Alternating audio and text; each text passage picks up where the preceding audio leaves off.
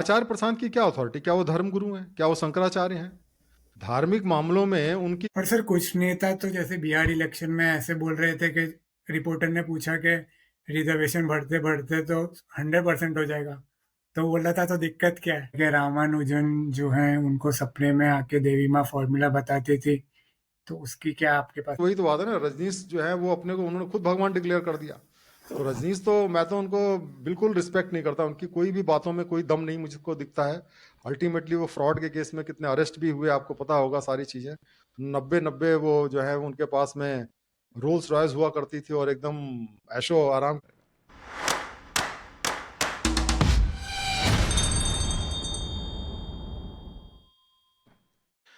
Hello friends, very good evening to all of you.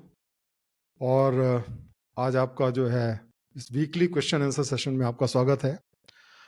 और मैं अभिषेक का भी स्वागत करता हूं, जो कि हमारे साथ में मिल करके जो आपकी जो हमारी ऑडियंस है और जो हमारे सब्सक्राइबर्स हैं और जो हमें फॉलो करते हैं, जिनके डाउट्स हैं, उनका पॉइंट ऑफ व्यू रिप्रेजेंट करने के लिए, उनके क्वेश्चंस को बताने के लिए अभिषेक हमारे साथ में है। और ये जो क्रिटिकल थिंकिंग फोरम है, इसके माध्यम से दोस्तों हम लोग बहुत सारे लोगों तक पहुंच रहे हैं। और अभी मैंने रिसेंटली एक वीडियो डाला था, बल्कि परसों ही हमने डाला है, और जिसमें हमने कास्टिज्म के बारे में बात की है और किस तरीके से ये जो कास्टिज्म है वो हिंदू धर्म का एक बहुत ही अभिन्न हिस्सा है, और जिसके बारे में जो शंकराचार्य हैं और जो भी बहुत ही लर्नेड लोग हैं, उनका ये मानना है कि हिंदू धर्म बिना जाति व्यवस्था के तो हो ही नहीं सकता है। और इसके बेसिस पे दोस्तों बहुत सारा डिस्क्रिमिनेशन किया जाता है लोगों का। और एक गांधी जी का एक बहुत ही फेमस लाइन है, जिसको आपने शायद सुना हो, कि जाके पाँव न फटी बिवाई, वो क्या जाने पीर पढ़ाई। आपने सुना होगा। और उसका मतलब ये है कि जब तक आप शायद उन कास्ट में नहीं आते हैं जहाँ पे कि आपको डिस्क्रिमिनेट किया जाता है, तो शायद आप उस पेन को महसूस नहीं कर सकते हैं। लेकिन दुर्भाग्य से ये जो जाति व्यवस्था है, ये हमारे धर्म ग्रंथों में बनाई गई है, और इससे मुक्ति पाना बहुत ही जरूरी है। लेकिन कैसे मुक्ति पाया जाए, ये बड़ा मुश्किल काम है, क्योंकि हर एक व्यक्ति जो है वो शॉर्ट टर्म इंटरेस्ट में इन चीजों को देख रहा है। जो व्यक्ति मान लीजिए सो कॉल्ड अपर कास्ट में आता है, वो जाति व्यवस्था के अगेंस्ट में नहीं है, क्योंकि जाति व्यवस्था उसको फेवर करती है। उसी तरीके से जो लोग नहीं आते हैं अपर कास्ट में, या जो लोअर कास्ट में सो कॉल्ड आते हैं, उनको भी जाति व्यवस्था से कोई दिक्कत नहीं है, क्योंकि उनको रिजर्वेशन का बेनिफिट मिल रहा है। उसी तरीके से जो नेता लोग हैं, उनको भी जाति व्यवस्था से कोई प्रॉब्लम नहीं है, क्योंकि वो जातियों को लड़ा करके डिवाइड एंड रूल की पॉलिसी करके वो इलेक्शन पे इलेक्शन जीतते जाते हैं। और फिर लोग उनसे पूछते नहीं है कि भाई आपने क्या काम किया, अगर उन्होंने सैकड़ों करप्शन के केसेस भी किए हुए हैं। तो जब तक उनका जाति का समीकरण बैठा रहता है, धर्म का समीकरण बैठा रहता है, तब तक जो है वो इलेक्शन जीतते रहते हैं। और उसी तरीके से ये बात जो है धर्म गुरुओं को भी बहुत सूट करती है, क्योंकि जब तक लोग जाति प्रथा के जो प्रपंच में पड़े रहेंगे, तब तक जो स्क्रिप्चर्स में अथॉरिटी है, क्योंकि देखिए स्क्रिप्चर्स जो आपके धर्म के हैं, उनको इंटरप्रेट करने का अधिकार जो है वो धर्म गुरुओं का ही सबसे ज्यादा होता है, और ज्यादातर लोग धर्म गुरुओं की बात सुनते हैं। तो उससे उनकी भी इंपॉर्टेंस बनी रहती है। तो इस तरीके से एक ऐसा वेस्टेड इंटरेस्ट डेवलप हो गया है, जिससे निकलना जो है वो बड़ा मुश्किल है। और इसके लिए जरूरी है कि लोग इस बात को समझें कि जाति का कोई भी ना तो साइंटिफिक बेसिस है, और ना ही कोई मॉरल बेसिस है कि जिसके बेसिस पे लोगों को जातियों में डिवाइड किया जाए। और ये एक ऐसी चीज है जिससे हम जितनी जल्दी फ्री हो सकें, उतनी जल्दी हम अपने धर्म को इम्प्रूव कर सकते हैं। तो दोस्तों, कुछ क्वेश्चंस जो हमारे प्लेटफॉर्म पे आए हुए हैं, पहले हम उसको लेंगे। अभिषेक से मैं रिक्वेस्ट करूंगा कुछ ऐसे क्वेश्चंस को हमें डालें, और उसके बाद में फिर जो है आपके लाइव जो क्वेश्चंस हैं उसको भी आप पूछते रहिए, और उसके बाद में हम उन क्वेश्चंस को टेकअप करेंगे। तो मैं अभिषेक से रिक्वेस्ट करूंगा कि अभिषेक उन क्वेश्चंस को पूछे जो कि हमारे प्लेटफॉर्म पे आए हुए हैं क्रिटिकल थिंकिंग फोरम पे।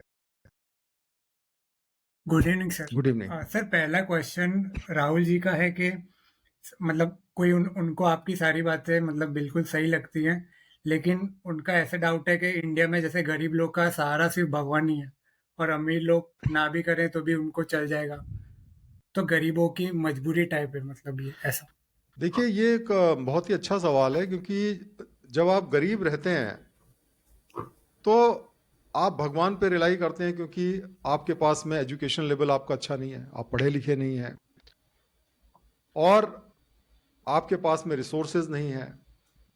और सबसे बड़ी बात देखिए क्या होती है कि अगर आप इस सोसाइटी में रहते हैं जहाँ पे 99% लोग धर्म को मानते हैं, तो अगर आप वहाँ पे धर्म को ना माने, भगवान को ना माने, और वो आपको बाहर कर दें, तो आपके लिए सरवाइव करना बड़ा मुश्किल है। क्योंकि देखिए, जो लोग शहर में रहते हैं उनके ऊपर सोसाइटी का बहुत ज़्यादा इम्पैक्ट नहीं होता है। आपको कोई भी चीज़ खरीदनी है, मार्केट से जाइए और आप पैसा दे के खरीद लाइए। उसी तरीके से अगर मान लीजिए कि आप जो है लोग, आपके नेबर्स कौन है उसको आपसे मतलब नहीं है, एक दूसरे को जानते नहीं है। लेकिन जो गरीब लोग हैं वो हर चीज़ के लिए अपने रिश्तेदारों पे, अपने पड़ोसियों पे डिपेंडेंट रहते हैं, और इसलिए उनके लिए बाहर जाना बहुत मुश्किल है। ये बात सही है।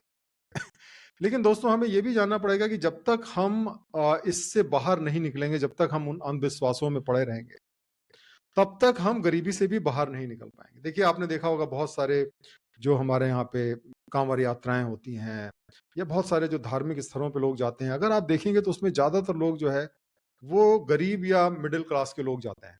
उसमें बहुत कम ही आपको ऐसे लोग दिखेंगे जो बहुत ही अपर स्टेट ऑफ द सोसाइटी के हों, जो कांवड़ लेकर के जा रहे हो। और क्योंकि उनको ऐसा लगता है कि शायद भगवान उनकी हेल्प करेंगे और उनको इस गरीबी से बाहर निकालेंगे। लेकिन अगर आप स्टडी करें तो आपको पता चलेगा कि कोई उस गरीबी से बाहर नहीं निकलता, चाहे आप जितनी भी यात्रा कर लें। तो इसके लिए जरूरी है कि आप अपने हकीकत को समझें और रैशनल तरीके से जो है अपनी प्रॉब्लम को सॉल्व करने का कोशिश करें। और सबसे बेहतरीन तरीका इसका ये होता है कि आप एजुकेशन, पढ़ाई लिखाई पे ध्यान दें। दूसरी बात यह है, क्रिटिकल थिंकिंग को डेवलप करें, साइंटिफिक टेम्पर को डेवलप करें। फिर जो समय आप इन सब चीजों में व्यतीत करते हैं, जिनका कोई भी फाइनल आउटकम पे बेनिफिट नहीं होता आपको, उससे आप बचेंगे, और फिर आपका 100% फोकस होगा रिजल्ट पे, और इस तरीके से आप उस कुचक्र से बाहर निकल पाएंगे। Yes sir. और सर एक और क्वेश्चन था, जो एवरेज लो वेज ब्लू कॉलर वर्कर होते हैं वो ज़्यादा डिस्क्रिमिनेशन फेस करते हैं डे टू डे बेसिस पर, चाहे वो कॉर्पोरेट वर्क प्लेस हो, गवर्नमेंट हो, होटल हो, डिलीवरी, मतलब जो लो वेज है then the so called lower caste person, मतलब एलिट जो है वो उनकी प्लाइट देखते नहीं, उनके दुख को देखते नहीं है, क्योंकि वो उनका एजेंडा को सर्व नहीं करता। तो देखिए, एक तो बात ऐसा यह है कि कि ये तो एक स्टेटिस्टिकल फैक्ट है कि जो लोग भी आपके सो कॉल्ड लोअर कास्ट में आते हैं, SC STs या OBCs जो भी हैं, अगर आप देखेंगे तो उनका रिप्रेजेंटेशन जो है वो गवर्नमेंट में, जुडिशरी में, डिफेंस में, या फिर आप अगर बिजनेस में देखें, बहुत कम है। वेल्थ का जो मेजर चंक है वो अगर आप देखेंगे तो ये एक रियलिटी है कि वो अपर कास्ट जो भी हैं, जिनका पॉपुलेशन शायद 10% होगा, मेरे ख्याल से उनके पास शायद 80-90% की वेल्थ होगी। तो एक तो ये है कि स्टेटिस्टिकली, क्योंकि जो साइंटिफिक टेम्पर होता है वो हमेशा स्टेटिस्टिकली चीजों को एनालाइज करता है, तो ये एक फैक्ट है कि जो भी बैकवर्ड क्लास है या SC STs हैं, उनकी इकोनॉमिक कंडीशन भी बहुत खराब है, इन जनरल काफी खराब है। हाँ, ये बात सही है कि बहुत सारे लोग ऐसे हैं जो अपर कास्ट में हैं और वो भी बहुत गरीब हो सकते हैं और उनको भी डिस्क्रिमिनेशन फेस करना पड़ सकता है। लेकिन वो डिस्क्रिमिनेशन जो है वो कोई ऐसा डिस्क्रिमिनेशन नहीं है जो कि जन्मजात हो। अगर कोई गरीब भी है और अगर वो कल पढ़ लिख जाता है, आगे बढ़ जाता है, तो फिर उसको डिस्क्रिमिनेशन का सामना नहीं करना पड़ेगा, और सोशल डिस्क्रिमिनेशन तो उसके साथ में कतई नहीं होगा। अगर मान लीजिए आप एक ब्राह्मण हैं या क्षत्रिय हैं या वैश्य हैं और आप मान लीजिए गरीब भी हैं, तो भी ऐसा नहीं कि कोई आपका जो है आपको उस बेसिस पे डिस्क्रिमिनेट करेगा। अगर आप जिस दिन इकोनॉमिकली आप बेटर हो जाएंगे, सारी प्रॉब्लम सॉल्व। लेकिन प्रॉब्लम यह है कि जो हमारे जो दलित लोग हैं, अगर वो उनका जो डिस्क्रिमिनेशन होता है, अगर वो मान लीजिए यूनिवर्सिटी में प्रोफेसर हो जाएं, IAS ऑफिसर हो जाएं, या बड़े से बड़े पद पे पहुंच जाएं, बहुत बड़ा ज्ञान हासिल कर लें, तब भी जो लोग हैं उनको अपने बराबर नहीं समझते, चाहे वो अनपढ़ ही क्यों ना हो। और ये सबसे बड़ी जो है प्रॉब्लम है, जो कि जाति से रिलेटेड है, क्योंकि इसमें आप चेंज नहीं कर सकते। बाकी जो गरीब है उसको तो आप सोशल बेनिफिट्स दे सकते हैं, उसको उसकी प्रॉब्लम को सॉल्व किया जा सकता है, लेकिन यहाँ पे कैसे सॉल्व करेंगे? और ये सबसे बड़ी जो समस्या है, इसको हमें समझने की जरूरत है, क्योंकि इस समस्या का जो है वो जाति से रिलेशन है, और इसीलिए जो है उस पर चर्चा होती है, क्योंकि उसको आप चेंज नहीं कर सकते, इकोनॉमिक स्टेटस आप चेंज भी कर सकते हैं। सर इसमें ये ऐसा भी तो होता है कि जैसे जो लो कास्ट पीपल हैं उसमें भी और ज़्यादा कैटेगरीज कर दी हैं, तो उसमें भी लोअर वाला का और लोअर वालों को और डिस्क्रिमिनेशन के साथ देखना पड़ता है, फेस करना अब अभी पड़ता आप देखिए, जैसे चीफ जस्टिस ऑफ इंडिया है, उन्होंने अभी एक रिसेंटली एक स्टेटमेंट दिया है, और उसके अंदर उन्होंने कहा है कि उनके हिसाब से क्रीमी लेयर का जो कॉन्सेप्ट है वो SC/STs में भी लागू होना चाहिए, और उसका ऑलरेडी रेजिस्टेंस स्टार्ट हो गया है। जो हमारे यहाँ का जो पावरफुल तबका है विद इन SC/STs, वो उसको अपोज करना चाहता है, क्योंकि अगर आप देखेंगे तो आज उनके जो बेनिफिट्स हैं, वो उनके अंदर जो सबसे रिच लोग हैं, प्रॉस्परस लोग हैं, उन्हीं को जनरेशन बाय जनरेशन मिलते चले जा रहे हैं। तो अल्टीमेटली वो उसको अपोज कर रहे हैं, जबकि मैं समझता हूँ कि जो चीफ जस्टिस का जो प्रपोजल है, और ये काफी मेरे ख्याल से बहुत ही प्रोग्रेसिव है, और बहुत इसको गवर्नमेंट को इम्प्लीमेंट करना चाहिए, क्योंकि अल्टीमेटली जो लोग IAS ऑफिसर्स हैं, बिजनेसमैन हैं, जिनके बच्चे बहुत ही अच्छे तरीके से बड़े हुए हैं, उनको सोशल डिस्क्रिमिनेशन फेस नहीं करना पड़ता है, एज कम्पेयर टू जो बेचारा गांव में रह रहा है। तो उसको बेनिफिट मिलना चाहिए, उसको प्रायोरिटी मिलनी चाहिए। तो बात उनकी सही है, लेकिन अब यह है कि इसमें भी पॉलिटिक्स बन जाती है। हर एक का जो लीडर होता है, हर एक के अंदर जो संवर्ग तबका होता है, संपन्न तबका होता है, वो सारे बेनिफिट्स को कॉर्नर करना चाहता है, और अपने ही तबके के जो नीचे के लोग हैं उनको चाहता है कि बेनिफिट ना मिले, क्योंकि उनको मिलेगा तो उनको डिनाई हो जाएगा।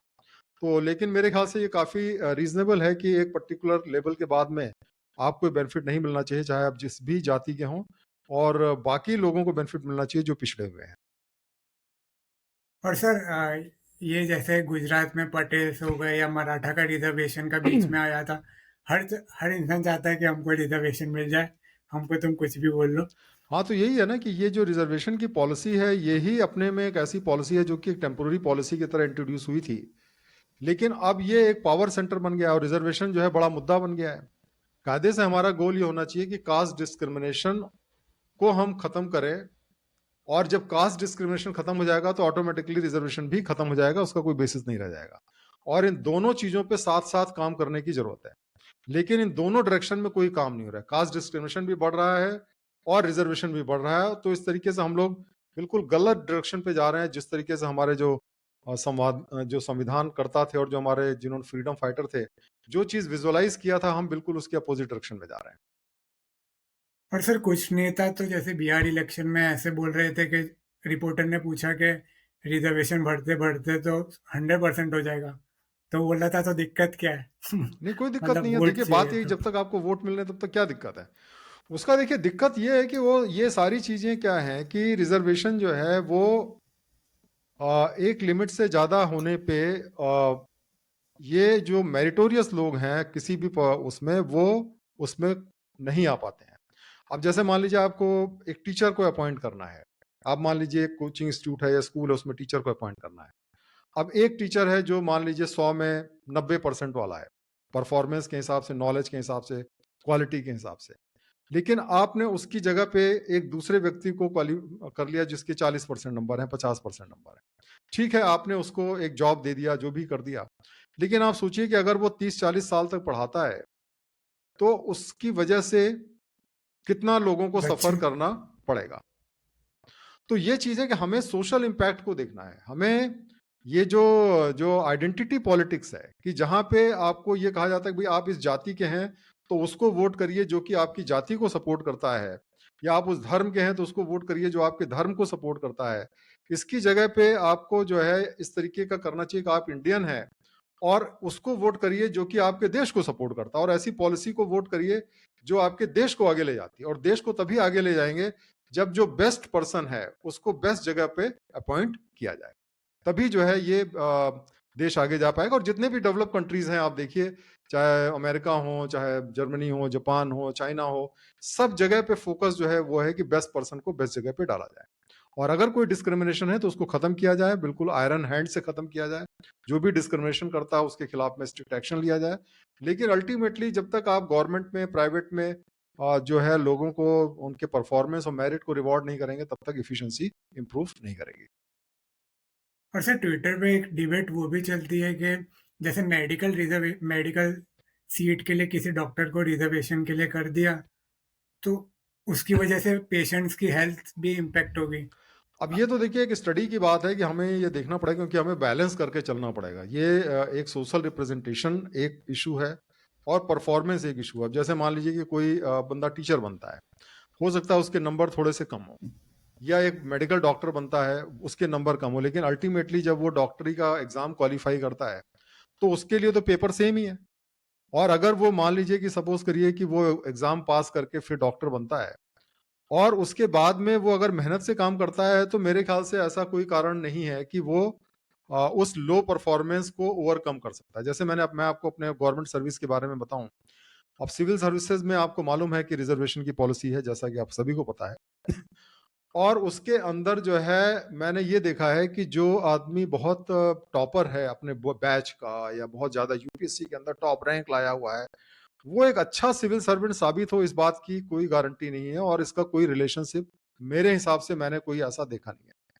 अल्टीमेटली जब आप किसी भी एडमिनिस्ट्रेटिव जॉब पे जाते हैं, या चाहे डॉक्टर हो चाहे कहीं भी प्रोफेशन पे रहें, तो वहां पे आपका इस बात पे भी चीजें डिपेंड करती हैं कि आपका लोगों के लिए क्या नजरिया है, इम्पैथी क्या है, सोशल जस्टिस के लिए आपका क्या कॉन्सेप्ट है, लोगों के साथ कैसे आप कनेक्ट करते हैं। तो इन सब चीजों का भी आपका होता है, क्योंकि जिस बेसिस पे हम सिलेक्शन करते हैं लोगों का, उसका अल्टीमेटली जो परफॉर्मेंस जॉब पे रहता है अक्सर कोई कोरिलेशन नहीं होता।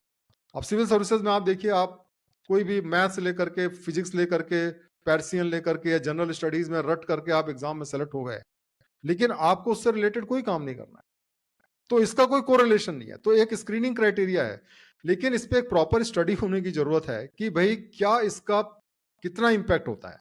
अगर इसका इंपैक्ट थोड़ा बहुत होता है तो मेरे ख्याल से इसको हमें जस्टिफाई करना चाहिए, लेकिन अगर इसका इंपैक्ट बहुत ज्यादा होता है तो फिर हमें दोनों चीजों को बैलेंस करके चलना पड़ेगा कि इंडिविजुअल को एक इक्वलिटी का कॉन्सेप्ट, और फिर सोसाइटी के अंदर जो लोग हैं उनको मैक्सिमाइज किया जाए बेनिफिट, वो दोनों को बैलेंस लेकर के हमें चलना पड़ेगा। और इसके लिए प्रॉपर स्टडी की जरूरत है। हम अगर मान लीजिए अपने व्यू से कोई एक फाइंडिंग दे दे तो उसका कोई मतलब नहीं, क्योंकि we are all prejudiced and biased in our own way. Yes sir. और सर एक इसमें ये भी चीज़ थी, लेकिन इसी रिगार्डिंग ऐसे डिबेट रहती है कि जैसे आपको ग्रेजुएशन में आपको रिजर्वेशन मिल गया, लेकिन पोस्ट ग्रेजुएशन में सीट्स और कम हो जाती हैं, फिर भी आपको रिजर्वेशन मिल जाता है। और उसी टर्म्स में मतलब जैसे किसी को बहुत कम मार्क्स हैं, मतलब लगभग 10 मार्क्स हैं, फिर भी वो पीएचडी के लिए अलॉट हो गया, या ऐसे के मैथमेटिक्स का टीचर वो बन गया, तो जो अपर कास्ट होती है उसको ऐसा फील होता है कि मतलब और डिस्क्रिमिनेशन का फिर ऐसे नहीं, देखिए दोनों तरीके के बढ़ आर्गुमेंट है ना। जाता है। जो जिनको रिजर्वेशन मिलता है वो दूसरे एंगल से सोचते हैं। उनका ये रहता है कि भाई आपको जो है वो हजारों साल से आपको बेनिफिट मिला है, आपको एक सोसाइटी में हायर स्टेटस मिला है, आपके पेरेंट्स वेल ऑफ हैं, वो अच्छी कोचिंग अफोर्ड कर सकते हैं, अच्छे स्कूल्स में पढ़ा सकते हैं, इस वजह से आप सक्सीड करते हैं। और कुछ हद तक उस मेरिट में भी दम है, क्योंकि अल्टीमेटली अगर आप देखिए तो जैसे private engineering college, medical college हैं, वहाँ तो सीधा पैसा दे करके लोग जाते हैं, उसको तो कोई क्वेश्चन नहीं करता है। वहाँ पे तो जो बड़े लोग हैं, आपको 1 करोड़ रुपया दीजिए, आप डॉक्टर बन जाइए और बढ़िया प्रैक्टिस करिए, वहाँ पे तो कोई क्वेश्चन नहीं करता है। तो हमें देखिए ये एक सोसाइटी के अंदर ये बहुत ही कॉम्प्लेक्स सिचुएशन है, यहाँ पे हमें सारे इंटरेस्ट को साथ में लेकर के चलना पड़ेगा। एक इंडिविजुअल जस्टिस, लेकिन मैंने जैसा आपको बताया कि इसका सोल्यूशन यही है कि कास्ट डिस्क्रिमिनेशन को खत्म किया जाए, क्योंकि जब तक कास्ट डिस्क्रिमिनेशन रहेगा तब तक जो है वो एक रिजर्वेशन जो है उसका एक जस्टिफिकेशन रहेगा, और जब तक रिजर्वेशन रहेगा तब तक जो है वो जो लोग हैं उनको ऐसा लगेगा कि उनके साथ डिस्क्रिमिनेट किया जा सकता है। तो दोनों चीजों पे साथ में काम करने की जरूरत है, और दोनों चीजों को धीरे धीरे करके खत्म करने की जरूरत है। Yes sir. और सर एक व्यूअर ने क्वेश्चन पूछा है कि जय हिंद जय भारत, आप एक ऐसे विषय पर बात करते हो जो जिसका कोई प्रमाण जिसका कोई प्रमाण भी दे तो भी कोई मानने वाला नहीं है, और अगर मानने वाले को प्रमाण की जरूरत नहीं पड़ती है, तो ऐसे ही बोल रहे हैं कि मतलब साइंस की बात है तो साइंस तो बहुत जगह फेल भी हो जाता है। तो ऐसे देखिए आपको ये समझना पड़ेगा कि ये बात सही है कि जो लोग अंधभक्त हैं वो तो आपको कुछ सुनेंगे नहीं, लेकिन मेरा ये मानना है कि अगर आप लोगों को सही नॉलेज दें तो डेफिनेटली लोगों के अंदर जो है वो अगर सही नॉलेज होगी तो गलत एक्शन वो नहीं करेंगे। ये चीज हमको समझने की जरूरत है, क्योंकि देखिए जो आप अगर एग्जाम्पल के तौर पे देखिए, बहुत ही सिंपल एग्जाम्पल, अगर आपको ये साइंटिफिक नॉलेज हो गई सोलर और ल्यूनर इक्लिप्स के, सूर्य ग्रहण चंद्र ग्रहण की, उसके बाद में आप कभी भी ये राहु केतु की स्टोरी पे विश्वास नहीं करेंगे कि राहु केतु की वजह से सूर्य ग्रहण चंद्र ग्रहण होता है। उसी तरीके से अगर आपको ये विश्वास हो जाता है कि भाई जैसे पोलियो होता है या कोई ऐसी डिजीज है, माता मान लीजिए कि चेचक होता है, अगर ये आपको पता चलता है कि भाई ये चीजें जो हैं ये एक मेडिकल इलनेस है और इसका ट्रीटमेंट है, तो फिर आप माता वाला जो सिस्टम होता है कि माता आ गई और ये आ गई, इन सब चीजों पे विश्वास नहीं करेंगे। और अगर आप देखें तो पिछले 40-50 सालों में जैसे जैसे लोगों की अवेयरनेस बढ़ी है, इन सब चीजों का प्रचलन कम हुआ है। तो अगर आप लोगों को बताएंगे कि भाई सही नॉलेज क्या है, तो डेफिनेटली लोग जो है वो उसमें से सब लोग तो नहीं करेंगे, लेकिन काफी लोग जो है जो कि दुविधा में रहते हैं। देखिए मेरा ये मानना है कि 5% लोग हैं जो ब्लाइंड फेथ करते हैं और 5% लोग होते हैं जो परफेक्टली रैशनल होते हैं। बाकी आप मान के चलिए कि 90% लोग ऐसे होते हैं जो कि बेसिकली एक फ्लेक्सिबल होते हैं। तो ऐसे लोगों को अगर सही नॉलेज मिले तो वो डेफिनेटली सही रास्ते पे चलेंगे। तो हम लोगों की कोशिश यही है कि हम अपना एक पक्ष देते हैं, क्योंकि धार्मिक लोगों का पक्ष तो आपको चारों तरफ सुनाई देता है, और ये एक रैशनल पक्ष भी हम देते हैं, तो वो लोग फिर अपने हिसाब से डिसाइड करेंगे क्या सही है क्या गलत है उनके लिए। और मेरा ऐसा विचार है कि काफी लोग इसको प्रॉपर एनालिसिस के बाद में रैशनल तरीकों को फॉलो करेंगे। सर पर बात पूछने में ही बाइस है कि साइंस भी फेल होता है, ऐसा तो रिलीजन की भी कुछ नहीं ना कुछ चीज फेल हो ये तो जाती है। बाबा लोग सिखाते हैं ना कि साइंस का कोई मतलब नहीं है और रिलीजन तो बियॉन्ड माइंड है, वो तो दिमाग से, माइंड से आप उसको भगवान को समझ ही नहीं सकते। तो ये सब ब्रेन वॉश्ड है ना ये सारे के सारे लोग। तो लेकिन जब हम उनको फैक्ट के साथ में करेंगे तो अगर जरा सा भी उनके अंदर लॉजिक या रीजन होगा तो वो डेफिनेटली सच को समझेंगे। यही कोशिश है। वैसा कोई, हम लोग डेमोक्रेसी में रहते हैं तो हम लोग लोगों को परसुएट कर सकते हैं। जो नहीं करना चाहता वो अपना ही नुकसान कर रहा है, और जो करेगा उसी को फायदा होगा। ऐसे पर सर ये वाला जो ऐसा नहीं बोलते जहाँ साइंस खत्म होता है वहां हाँ, तो अब ये अध्यात्म इसका शुरू क्या होता किया है। जाए? साइंस, वो मोबाइल पे ही मैसेज कर रहे होंगे जो साइंस की दी हुई है, इंटरनेट पे बात कर रहे होंगे जो साइंस की दी हुई है, और इस तरीके की नॉनसेंस बातें करते रहते हैं लोग, क्या कर सकते Yes, हाँ सर, दो क्वेश्चन है, दोनों इंटर रिलेटेड है। एक ऐसा बोल रहे हैं कि कास्ट सिस्टम और वर्ण सिस्टम अलग अलग हैं। आपको अगर वेद मंत्र पढ़े होते अच्छे से तो आपको इसका आइडिया रहता। उसी रिगार्डिंग एक और क्वेश्चन है कि लोग गीता और वेद को मतलब अलग दृष्टिकोण से देखते हैं। मतलब ऐसी चीज नहीं है बेसिकली। मतलब जैसे आचार्य प्रसन्न जी जो कहते हैं कि श्रुति और स्मृति वाली अलग। आपका जैसे वीडियो आया था ना उसी टाइम फ्रेम में उनका भी एक वीडियो आया था। वो ऐसा कह रहे थे कि आ, ये सारी जो चीजें हैं वो सब स्मृति हैं, जो ऑर्डर है मेन चीज श्रुति है। और जो शंकराचार्य जी के बारे में ऐसा कह रहे थे वो कि उन्होंने कास्ट बेस को खत्म नहीं किया लेकिन उसको सपोर्ट भी नहीं किया, क्योंकि वो ब्रह्म को मानते थे ऐसा। तो वो दो दो तरफा बातें हो नहीं सकती। तो सर मतलब ये वाला क्वेश्चन है, हमने अच्छे से पढ़ा नहीं तो हम कमेंट करने वाले कौन होते हैं। नहीं नहीं, देखिए इसमें क्या है कि जो वर्ण और कास्ट है, ये वर्ण जो है ये तो बेसिकली रैशनल, जो रैशनल लोग हैं वो धर्म के अंदर जो भी चीजें लिखी हुई उसको जस्टिफाई करने की कोशिश करते हैं। देखिए मैंने एक वीडियो डाला है जो कि मैंने परसों ही डाला है, जो कि ऑलरेडी काफी पॉपुलर हो गया है, और उसके अंदर मैंने कोटेशन दिया है वेद से जो श्रुति माने जाते हैं, गीता भी श्रुति मानी जाती है, उसके बाद में उपनिषद और पुराण से भी कोट किया हुआ है, महाभारत और रामायण का भी हमने उसमें एग्जाम्पल दिए हुए हैं। तो ये सारे जगह पे जो है ये जाति व्यवस्था है, सारे जगह पे जाति व्यवस्था है। कहीं पे भी जो है ऐसा नहीं है कि जाति व्यवस्था नहीं है कि वर्ण के हिसाब से है। अगर वर्ण के हिसाब से होता तो एक ही पुत्र, एक ही जो पिता से 4 बच्चे पैदा होते, 5 बच्चे, तो हर अलग अलग उसमें जाता। और अगर कोई आदमी अलग काम करता तो उसको अलग, जैसे अब द्रोणाचार्य का एग्जाम्पल है। अब द्रोणाचार्य जो है ब्राह्मण थे, जबकि वो एक एक्चुअली तो क्षत्रिय का काम करते थे, वो लीडरशिप भी किए। उसी तरह परशुराम भी ब्राह्मण माने जाते हैं, जबकि परशुराम भी एक तरीके से जो भी काम किए क्षत्रियों का काम किया। तो ये चीजें जो है चाहे जितना भी कोई पढ़ जाए उसकी जाति देखिए वो बदलती नहीं थी।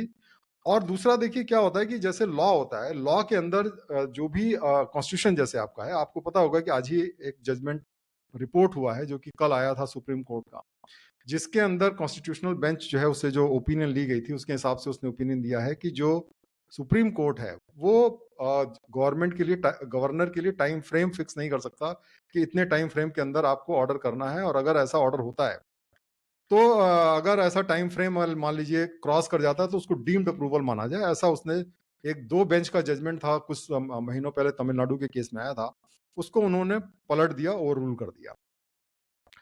अब देखिए जैसे जो कॉन्स्टिट्यूशन है उसको इंटरप्रेट करने के बहुत सारे अथॉरिटीज हैं। आप भी उसको इंटरप्रेट कर सकते हैं एक आम आदमी की तरह, एक गवर्नमेंट ऑफिसर कर सकता है, एक कोर्ट कर सकता है, एक गवर्नमेंट इटसेल्फ कर सकती है, पार्लियामेंट कर सकता है। लेकिन अल्टीमेटली जो है वो फाइनल अथॉरिटी सुप्रीम कोर्ट की मानी जाती है। अगर सुप्रीम कोर्ट ने कुछ इंटरप्रेट किया तो उसको फाइनल माना जाता है कॉन्स्टिट्यूशन के मामले में या लॉ के मामले में। और इसी वजह से जब सुप्रीम कोर्ट ने इस जजमेंट को पास किया तो गवर्नमेंट खुद सुप्रीम कोर्ट के पास गई कि भाई आप इसको री एग्जामिन करिए क्योंकि ये सही नहीं है, और सुप्रीम कोर्ट ने उस बात को एक्सेप्ट किया। उसी तरीके से जो धर्म ग्रंथ हैं उनको कौन अथॉरिटी उसके लिए फाइनल अथॉरिटी है?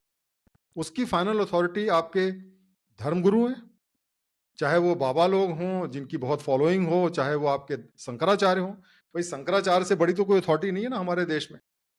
तो अगर वो उस बात को कह रहे हैं कि जाति व्यवस्था है और आप इंटरकास्ट शादी नहीं कर सकते और जाति चेंज नहीं कर सकते, ब्राह्मण बड़ा सुपीरियर होता है, ब्राह्मणों के अंदर भी कितने सारे ब्राह्मण होते हैं जो मैंने अपने वीडियो में डाला हुआ है, तो फिर आप देखिए कि फिर आप कौन होते हैं उस बात को इंटरप्रेट? आप इंडिपेंडेंट बातें कर सकते हैं, शंकराचार्य भी बातें कर सकते हैं, है ना?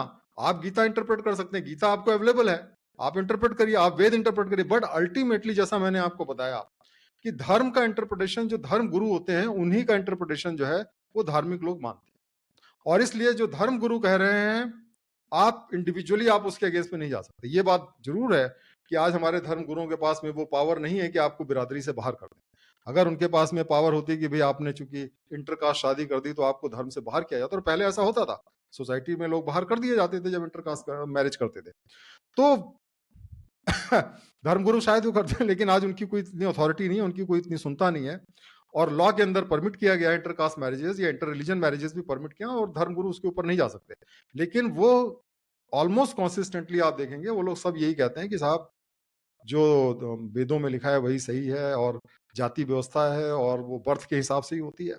और उसके लिए मैंने बहुत सारे प्रमाण और बहुत सारे जो एविडेंस हैं वो मैंने उस वीडियो में डाले हैं। जो लोग देखना चाहते हैं जाकर के देख सकते हैं मेरे चैनल पे। ये मेरा लेटेस्ट वीडियो है कास्ट के बेसिस पे।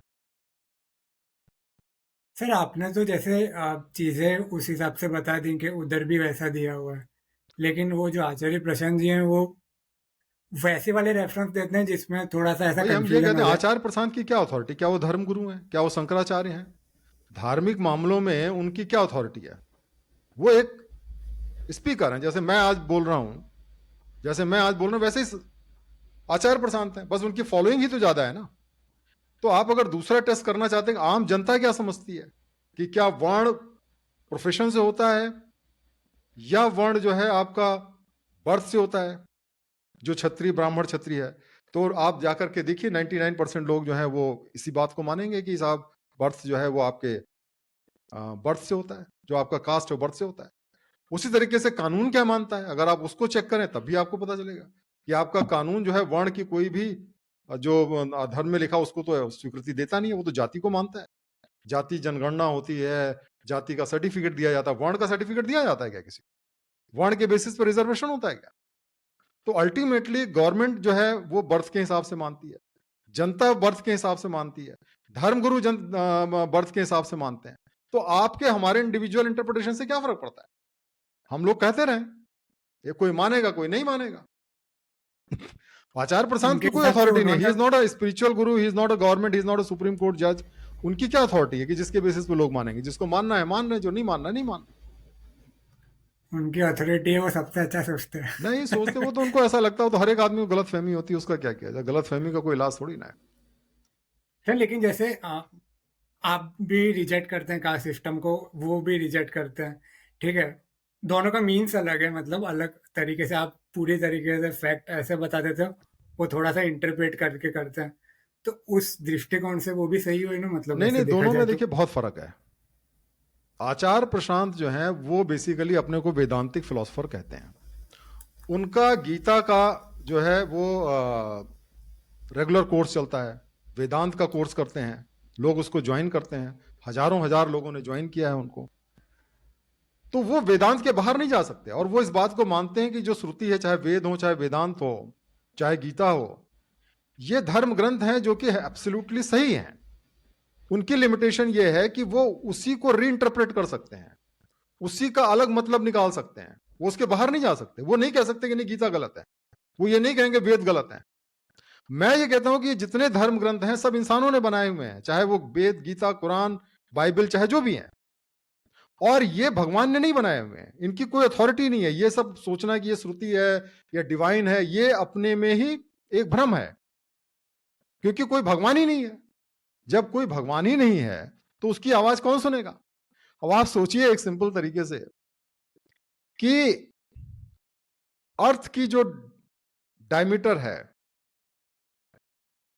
वो केवल जो है अर्थ की जो रेडियस है 6400 किलोमीटर है, और 12,800 किलोमीटर उसका डायमीटर है।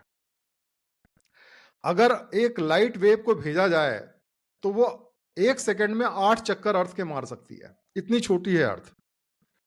और ब्रह्मांड इतना बड़ा है कि अगर वही लाइट की वेव भेजी जाए तो उसको बिलियंस ऑफ ईयर्स लगेंगे, इतना बड़ा है।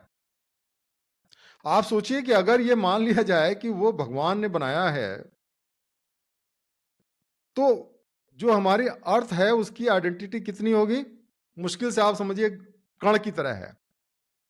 तो आपको लगता है कि वो आकर के किसी के कान में कहेगा ये करो, कोई कहेगा मेरी पूजा करो, या कहेगा वो अवतार लेकर के आएगा? इस तरह की चीजें क्या संभव है? अगर आप लॉजिकली एनालाइज करेंगे तो जो आज की साइंटिफिक नॉलेज है उसके हिसाब से अर्थ इतनी छोटी है, इतना इनफाइनेटली स्मॉल है कि ये कण के बराबर नहीं है। और अगर वाकई में कोई क्रिएटर है जिसने यूनिवर्स को बनाया हुआ है, he will be least bothered about कि क्या चल रहा है अर्थ में, वो बाकी तो मेरा ये मानना है कि जब कोई ईश्वर है ही नहीं, उसका कोई प्रमाण नहीं है, मैंने एक वीडियो भी इस पर डाला हुआ है, जो लोग देखना चाहें देख लें, तो ये धर्म ग्रंथ भी ह्यूमन मेड हैं, और वो उस समय के जो लोग थे, जो रूलिंग क्लास में थे, उन लोगों ने बनाया। आज उनकी कोई भी मान्यता नहीं है। और आचार्य प्रशांत का अप्रोच ये है कि नहीं, वो एकदम परफेक्ट है, और उसको वो रीइंटरप्रेट करते हैं। तो दोनों के अप्रोच में बहुत फर्क है। सर लेकिन आचार्य प्रशांत जो है वो भी भगवान को डिनाई कर रहे हैं, बस वो ऐसा बोल रहे हैं कि जिन्होंने भगवत गीता लिखी है वो हायर कॉन्शियसनेस वाले हैं, तो इसलिए वो गलत नहीं हो सकती ऐसा। नहीं नहीं, ये तो बेकार बात है ना। कोई भी आदमी हायर कॉन्शियसनेस का कितना भी हो, आइंस्टाइन कितनी जगह गलत हुए, न्यूटन कितनी जगह गलत हुए, दुनिया में कोई भी आदमी कितना भी बड़ा साइंटिस्ट हो, कितना भी बड़ा उसका ब्रेन हो, वो ऐसा कोई गलती ना करे, ऐसा हो ही नहीं सकता है। और जब आप ये मान लें कि वो परफेक्ट है, उसमें आप कॉमा फुल स्टॉप चेंज नहीं कर सकते, उसका एक श्लोक हटा नहीं सकते हैं, तो फिर आप अंधभक्त हैं। तो कोई भी क्रिएशन ऐसा हो ही नहीं सकता, अगर anything which is considered human creation, वो परफेक्ट हो ही नहीं सकता। तो अगर किसी के अंदर वाकई में रैशनैलिटी है तो उसको डिस्कस करें, और उसके अंदर जो जो चीजें गलत हैं उसको हटाए, और जो चीजें सही उसको करे, और ये कोई धर्म करना नहीं चाहता। यस चलिए अब कुछ क्वेश्चंस मेरे ख्याल से लीजिए जो लोगों के हैं, लेट अस सी। सर, गुवाहाटी से चंदन जी आपकी आपको थैंक यू कह रहे हैं। चलिए थैंक यू। एक क्वेश्चन आया है, how should a critical thinker understand claims that Saint Francis Xavier's body did not decay for long time after he died? मतलब ऐसा क्लेम है कि मतलब इन पर्टिकुलर इंसान की बॉडी ऐसे, सर कबीर जी के लिए, गुरु नानक जी के ये लिए सब भी कहानियां है ना। क्लेम देखिए है। ये क्या है कि जब कोई भी हजारों साल पहले कोई घटना हुई, उस समय ना तो किताबों में लिखा, ना कोई कौन कौन विटनेस था, तो ये उसके बाद में किंवदंतियां बना दी जाती हैं। इसका प्रमाण जब तक आप स्टडी नहीं करेंगे तब तक आप फिर आंख बंद करके विश्वास कर रहे हैं। फिर आप ये इस बात को मानेंगे कि भाई हनुमान जी ने सूर्य को खा लिया क्योंकि ये जो है हमारी किताबों में लिखा हुआ है, तो आप वो भी सही है। तो इसलिए क्या है कि आप जब तक किसी चीज का प्रमाण नहीं देते तब तक किसी भी क्लेम का कोई मतलब नहीं है।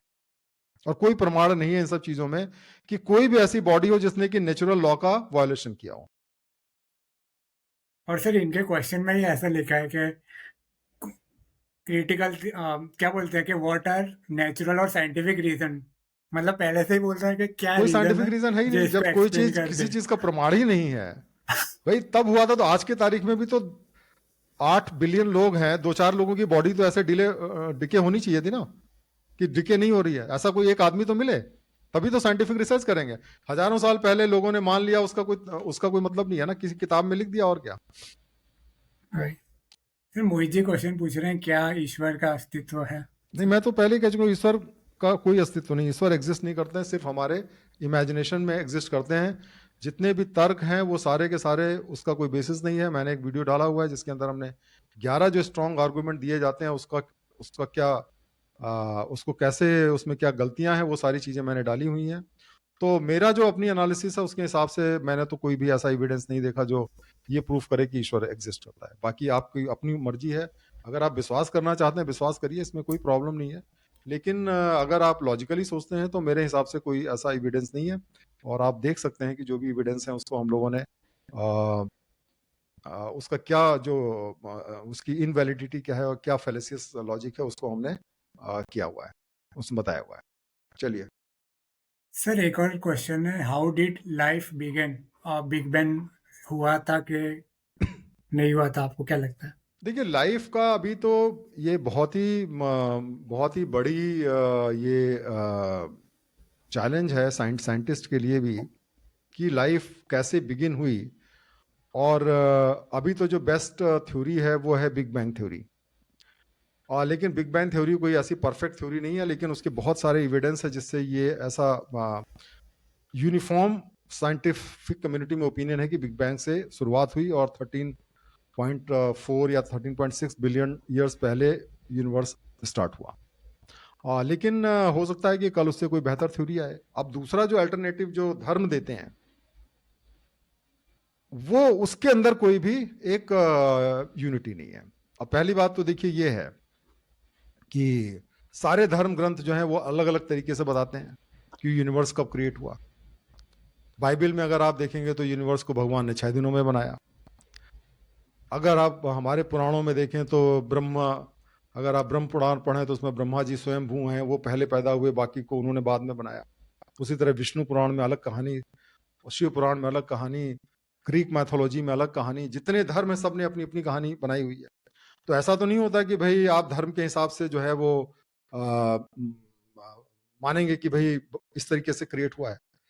तो जहां तक साइंटिफिक नॉलेज की सवाल है, बिग बैंग थ्योरी जो है वही सबसे ऑथेंटिक थ्योरी है, क्योंकि उसको बहुत सारा क्रॉस चेक किया गया है, बहुत सारी जो उसके इविडेंसेस है उसको एनालाइज किया गया है, और उसके बाद में जो है ये इस कंक्लूजन पे पहुंचा गया है।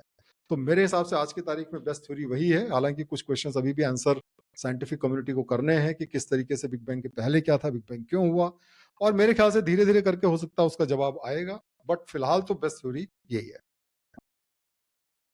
सर विराज जी कह रहे हैं कि पहले वो बहुत आस्तिक थे, कोविड में उनके पेरेंट्स, उनकी जो बड़ी सिस्टर है, उनको खोने के बाद वो पूरी तरीके से नास्तिक हो गए, लेकिन अभी भी दिशाहीन है। नहीं तो देखिए, नास्तिक बहुत अच्छा है कि आपने इस बात को समझा। हालांकि बहुत ही अनफॉर्चुनेट चीज़ आपके साथ में हुई, लेकिन यह है कि इस बात को हम जितना जल्दी रियलाइज़ कर लें उतना अच्छा है। और मैंने अपने गांव में देखा, हमारे अपने गांव में बहुत सारे लोग जो हैं इस कोविड में चले गए, जो सेकंड वेव आई थी। लेकिन दुर्भाग्य से मैंने देखा कि वहाँ पे जब मैं गया था उसके कुछ दिनों पहले, तो वहाँ पे जब कोविड पूरे देश में चल रहा था, जहाँ पे लोग जो हैं अपना मास्क लगा के बैठे हुए थे और अपने घर से बाहर नहीं आते थे, सारी चीज़ों पालन होता था, वो लोग अपना जैसे बाजार में बैठे हुए हैं और साहब वो समोसे खा रहे हैं, चाय पी रहे हैं, कोई फर्क नहीं पड़ता। हम लोग कहते भाई कि आप ऐसा क्यों कर रहे हैं, तो कहते साहब अरे गाँव में कोविड वोविड नहीं होता, हम लोग तो ये सड़क पानी पीते हैं और हमको कुछ नहीं होगा। और उसके बाद में जब कोविड वेव आई तो बहुत से लोगों की डेथ हो गई। लेकिन अब जो धार्मिक लोग थे उन्होंने कहा कि भाई ये तो ईश्वर की मर्जी है। और कई लोगों को तो मैंने ये भी सुनते हुए, हमारे परिवार में डेथ हुई थी, उन्होंने कहा कि भैया बड़ा पीसफुली उनकी डेथ हुई और वो बिल्कुल एक दिन में ऊपर चले गए और भगवान ने उनको बुला लिया। और उन लोगों ने कोई लेसन नहीं सीखा उससे। लेकिन वहीं पे कुछ लोगों ने उससे लेसन सीखा, और जिन्होंने लेसन सीखा, उन्होंने इस बात को समझा कि कोविड से अगर आपको किसी ने बचाया है, तो साइंस ने बचाया है, वैक्सीन ने बचाया है। जो साइंस की ओपिनियन थी, जो जिन्होंने कहा कि भाई डिस्टेंसिंग मेंटेन करिए और हाथ को साफ करिए, जो भी चीज़ें उन्होंने बताई थी, जिन लोगों ने उसको फॉलो किया वो लोग बच गए, और जिन्होंने उसको नेग्लेक्ट किया उनकी डेथ हो गई। तो ये एक बहुत बड़ा लेसन है हमें कि भई अगर कोई भी क्राइसिस आती है तो अल्टीमेटली साइंस ही बचाने के लिए आता है, रिलीजन हमें बचाने के लिए नहीं आता है। सर इस रिगार्डिंग मुझको एक कोविड रिगार्डिंग याद आया कि मतलब कोई भविष्यवाणी तो नहीं करता था क्या? कि कोई ऐसा बोलता है ना, मैं जानता हूँ आगे क्या होने वाला है, कुछ कोई भविष्यवाणी किसी ने नहीं एस्ट्रोलॉजर की हो थी, गया या किसी ने कोई नहीं किसी की, ने नहीं की किसी थी। ने नहीं की थी। इंटरेस्टिंगली सर एक मैंने चीज देखी थी, ये जो धीरेन शास्त्री है जो हाँ। बागेश्वर वाला है, हुँ। उसने भविष्यवाणी में ऐसा बोला था। स्टार्टिंग में किसी को आइडिया नहीं था कि कोविड इतना लंबा चलने वाला है। हाँ। तो वो बोलते हैं कि जो नास्तिक लोग हैं ना, क्योंकि पहले चाइना और उस साइड हो रहा था, हाँ। तो बोले थे नास्तिक लोगों को ज्यादा सताएगी, और बोल रहे थे हमारे यहाँ में 2-3 महीने में वैक्सीन बन जाएगी। हाँ। मतलब 2020 में हाँ। 2-3 महीने में वैक्सीन बन जाएगी, हाँ। और वैक्सीन में जो कंटेंट होगा ना, हाँ। वो गोबर होगा हाँ। और गौमूत्र होगा और हल्दी होगी। हाँ। बोला ये 3 कंपोनेंट से बनेंगे। एनीवे, बताओ। वो तो समय ने बता दिया कि भैया क्या चीज़ सही है, क्या चीज़ गलत है, और लोगों को भी समझने का मौका मिला कि आपको बेसिकली अगर कोई बचाएगा तो साइंस बचाएगा, और वही सर। आपको धर्म से कोई बचने वाली नहीं। आपको पता होगा जो हरिद्वार में उस समय कुंभ हुआ था, उसमें लोग गए और उसमें कितने लोगों को कोविड हो गया और कितने लोगों की डेथ हो गई, है ना? Yes sir. और वहाँ पे जो उस समय के चीफ मिनिस्टर थे, उन्होंने बयान दिया था कि गंगा मैया आपको बचाएंगे और यहाँ पे कुछ नहीं होगा, कोविड वोविड यहाँ पे नहीं होगा, है ना? और लोग चले गए और उस चक्कर में बहुत लोगों की डेथ हुई। तो ये सारी चीज़ें जो हैं, जिन लोगों ने लॉजिकली नहीं देखा, वो they paid a price for that. Yes sir. Sir ये Saint Francis Xavier regarding question वही पूछ रहे हैं कि उनकी जो बॉडी है वो गोवा के एक चर्च में अभी तक रखी हाँ, तो गई है। उसमें केमिकल्स हैं, तो ऐसा हाउ तो इज आप इट? देखिए, तो मिस्र के अंदर बहुत सारी बॉडीज़ हैं जो हज़ारों साल से वैसी हैं, तो उनके अंदर केमिकल्स लगाए गए हैं जिसके अंदर वो उससे डिके नहीं होता है। यस। सर एक क्वेश्चन है हेमराज जी का कि इंडिया में साधु और बाबा लोगों की इतनी पॉपुलेशन क्यों है, और देश के लिए ये लोग बेकारी लाइबिलिटी है या बेनिफिशियरी? भाई ये लोग तो ये तो देखिए, जो इनकी पॉपुलेशन है उसका सबसे बड़ा कारण है लोग, क्योंकि अगर यहाँ पे कोई नोबेल लॉरेट आएगा अपना एक लेक्चर देने के लिए, या बड़ा से बड़ा साइंटिस्ट आएगा, तो उसको 100 लोग सुनने नहीं आएंगे, और एक बाबा जी आते हैं तो लाखों लोग सुनने पहुंच जाते हैं उनको, है ना?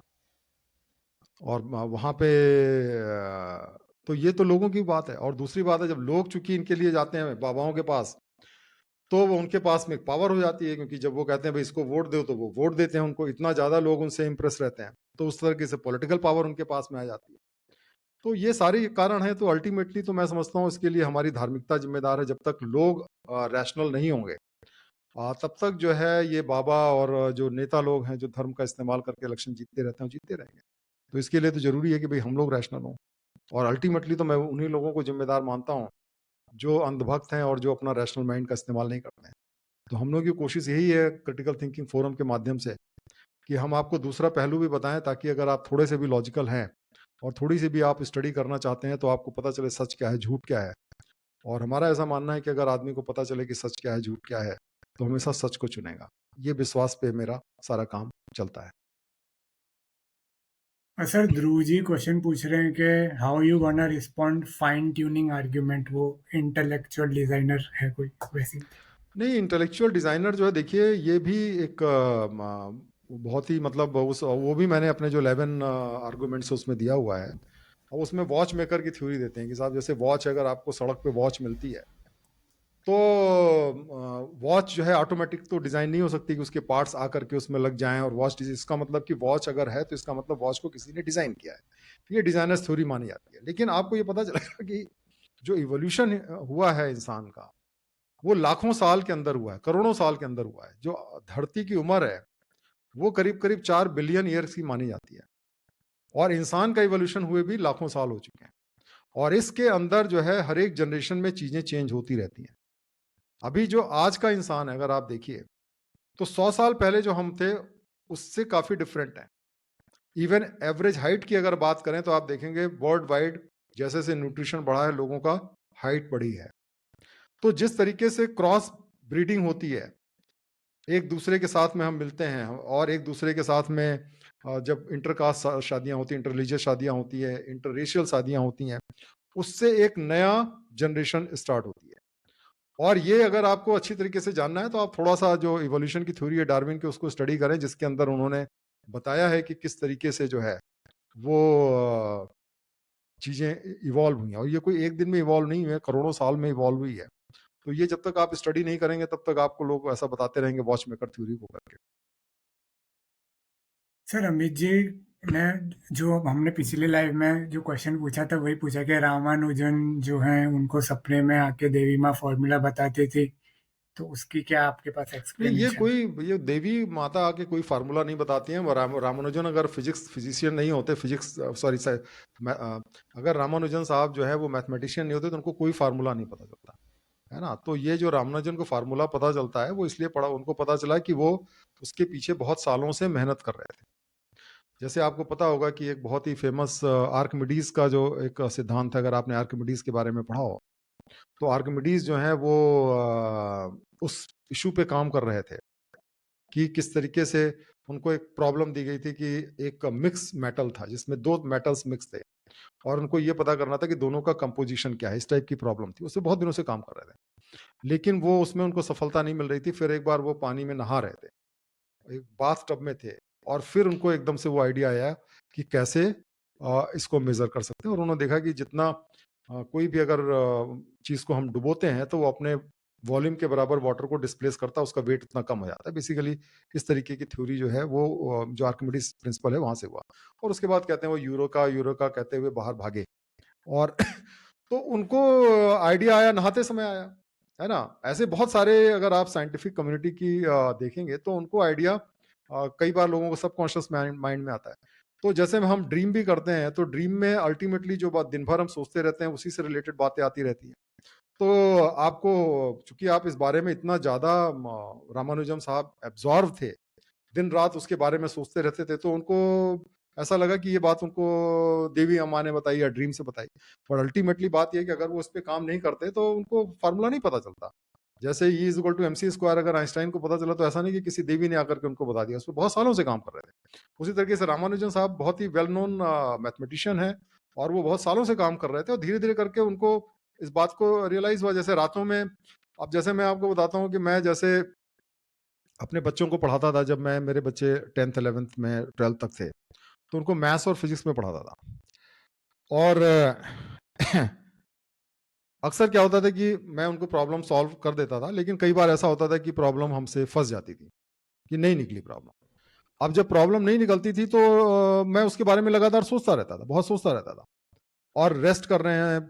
और कई बार क्या होता था, उसका सोल्यूशन हमें रात में आता था कि हाँ इसको ऐसे सॉल्व करेंगे। फिर मैं जाता था, कहता था भाई इसको ऐसे सॉल्व करेंगे।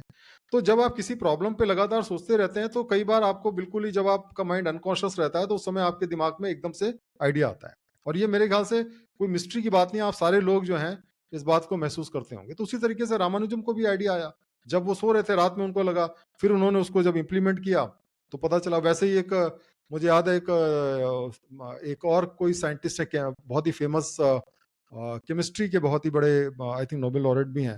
वो एक प्रॉब्लम पे काम कर रहे थे तो उन्होंने रात में एक पिक्चर देखी कि एक जो सांप है वो अपनी पूंछ को अपने मुंह से पकड़े हुए है, सांप को। और फिर उन्होंने उससे जो एक ऑर्गेनिक की केमिस्ट्री के अंदर एक उनको एक आइडिया आया, और फिर उसके बेसिस पे उन्होंने डिस्कवरी की। तो ये चीज है उसमें। बट अगर रामानुजम साहब जो है वो उनका भगवान को मानते थे तो उनको लगा कि भाई देवी ने उनको दिया, बट अदरवाइज वो उनके एफर्ट से आया, उनके अपने कैलकुलेशन से आया। और सर ये रामानुजन जी की रिगार्डिंग स्टोरी ऐसी भी थी कि जैसे पहले ऐसा था कि आप ओशियन को क्रॉस करते हैं तो आपको मतलब ऐसा माना नहीं जाता, मतलब हिंदुइज्म में आ, अशुभ माना जाता था। तो उनके अंदर मतलब ऐसा आ, उनकी जो मम्मी, जो भी पेरेंट्स थे वो अलाउ नहीं कर रहे थे क्या मम्मी के उधर आप जाओ, लेकिन उनको सपने में ऐसे माता जी आए और बोले कि जाने दे बेटे को। तो ये सब सबकॉन्शियस से ही आता होगा ना कि आप सबकॉन्शियस में है, क्योंकि हम लोग उसमें भी आता है ना। आप, आपके दिमाग में दोनों तरीके के थॉट आते हैं, और जिस चीज पे आप बहुत ज्यादा विश्वास करते हैं कई बार उसके सपने आते हैं। जो लोग भगवान को मानते हैं उनको भगवान के सपने आते हैं, जो लोग भूत को मानते हैं उनको भूत रात में दिखाई देते हैं, और जो लोग देवी को मानते हैं उनको देवी के सपने आते हैं। तो आपके मानने के ऊपर, अगर आप नहीं मानते हैं तो आपको कभी देवी का सपना नहीं आएगा, कभी भूत का सपना नहीं आएगा। तो ये मानने के ऊपर है। और सर रात को कोई पर्टिकुलर मूवी या कुछ भी देख के सो तो हाँ, उस वो तरह के वाली सपने चीज आते हैं, सपने में डरावनी आ मूवी जाती है। देखो तो भूत के सपने आएंगे आपको। तो वो चीजें सबकॉन्शियस माइंड में हमारे रहती है ना। तो ये कोई ऐसी बड़ी मिस्ट्री नहीं है। Yes sir. अंजू जी कह रही है नमस्ते, स्टोइक जी तारीफ कर रहे हैं, कमलेश जी बोल रही हैं थैंक यू। अनुराग जी कह रहे हैं कि रिजर्वेशन में ये दिक्कत है कि जो कंपनीज हैं वो अगर प्राइवेट में लागू हो गया तो वो इन्वेस्ट क्यों करेंगे इंडिया में। हाँ, तो वो तो देखिए है ही है भाई, प्राइवेट कंपनीज अगर आप लागू करेंगे तो वो बाहर चली जाएंगी, तो उसका खामियाजा आपको भुगतना पड़ेगा। तो ये तो गवर्नमेंट की पॉलिसी है, अगर गवर्नमेंट करती है तो आप क्या कर सकते हैं भाई। अल्टीमेटली गवर्नमेंट जो है लोग इलेक्ट करते हैं, और अगर लोग कलेक्टिवली ये डिसाइड करते हैं और जो वो पॉलिटिशियंस डिसाइड करते हैं तो क्या करें। वो प्राइवेट कंपनी के पास अपना ऑप्शन है भाई, वो इंडिया में काम करेगा बाहर करेगा। तो ये तो है। अब मेरे हिसाब से तो हमारा गोल ये होना चाहिए, रिजर्वेशन को खत्म करना है और साथ साथ में कास्टिज्म को खत्म करना है। आज नहीं, 10 साल, 15 साल, 20 साल, एक रोड मैप होना चाहिए कि हम कैसे उसको प्रोग्रेसिवली कम करेंगे। क्योंकि अल्टीमेटली जो हमारे कॉन्स्टिट्यूशन मेकर्स हैं उन्होंने यही जो इंडिया परसीव किया था, वो ऐसा इंडिया होगा जिसमें सभी को बराबर का अधिकार होगा। आपके कॉन्स्टिट्यूशन में लिखा हुआ है, irrespective of the caste, religion, gender and all that. और उस गोल को हमें अचीव करने के लिए कोशिश करनी चाहिए। और एक्सेप्शंस के तौर पे हम इसको ले सकते हैं, लेकिन अगर एक्सेप्शन रूल बन जाए तो ये अच्छा नहीं है। तो इसके लिए हमें कोशिश करनी चाहिए कि दोनों चीजों पे हम काम करें, कास्ट डिस्क्रिमिनेशन को खत्म करें और साथ साथ में रिजर्वेशन को खत्म करें। दोनों चीजें एक साथ ही जाएंगी। सर आपको लगता है कि आज के टाइम के जैसे पॉलिटिक्स है या पॉलिटिशियंस हैं या वोटर्स हैं, आ, वो चाहते हैं ये चीज़ हो। नहीं देखिए, नहीं, मैंने आपको बताया कि हर एक आदमी का वेस्टेड इंटरेस्ट है। मैंने आपको बताया, चाहे आप अपर कास्ट के हो, चाहे लोअर कास्ट के हो, चाहे नेता हो, चाहे आप धर्म गुरु हो, सबका अपना इंटरेस्ट है। इसलिए मुझे तो चांसेस इसके बहुत कम ही नजर आते हैं। लेकिन अपने लेवल पे तो हम कास्टिज्म खत्म कर सकते हैं ना। अपने लेवल पे आप कास्ट बेसिस पे मत करिए, इंटर कास्ट मैरिज करिए, इंटर रिलीजन मैरिजेस करिए। कम से कम अपने लेवल पे तो आपको कोई नहीं रोक सकता ना, आपका कानून भी आपको परमिट करता है। तो किसने आपको कहा हुआ है कास्ट डिस्क्रिमिनेशन करिए। वही सर।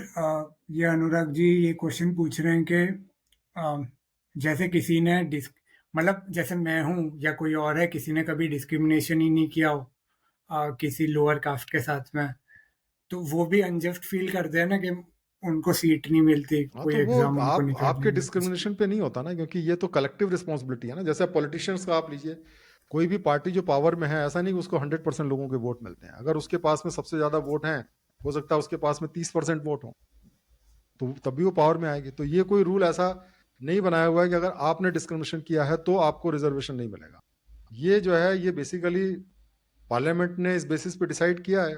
और पार्लियामेंट कौन बनाता है? आप बनाते हैं, मेजोरिटी की बेसिस पे बनता है।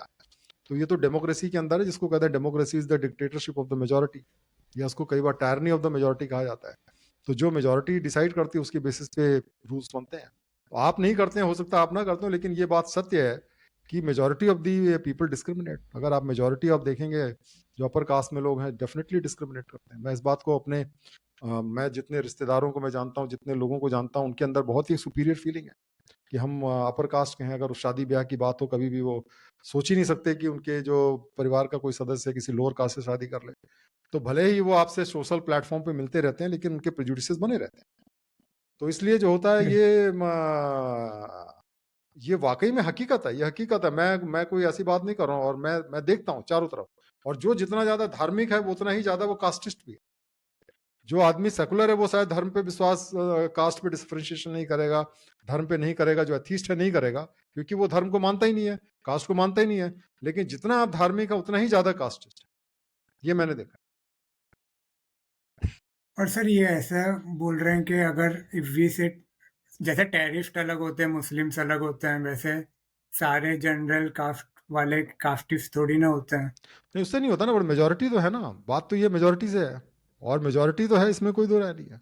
मैं इस बात से बिल्कुल इत्तेफाक नहीं रखता हूँ कि मेजोरिटी जो है वो डिस्क्रिमिनेट नहीं कर। मेजोरिटी डेफिनेटली डिस्क्रिमिनेट करती है। Majority of the upper caste are discriminating. आप नहीं करते हैं, हो सकता है आपके जैसे 10% लोग नहीं करते हो, लेकिन अगर 90% लोग करते हैं तो फिर तो ऐसा लॉ बनेगा। सर एक क्वेश्चन है, सर यूपीएससी के लिए भी Q&A लाइए प्लीज।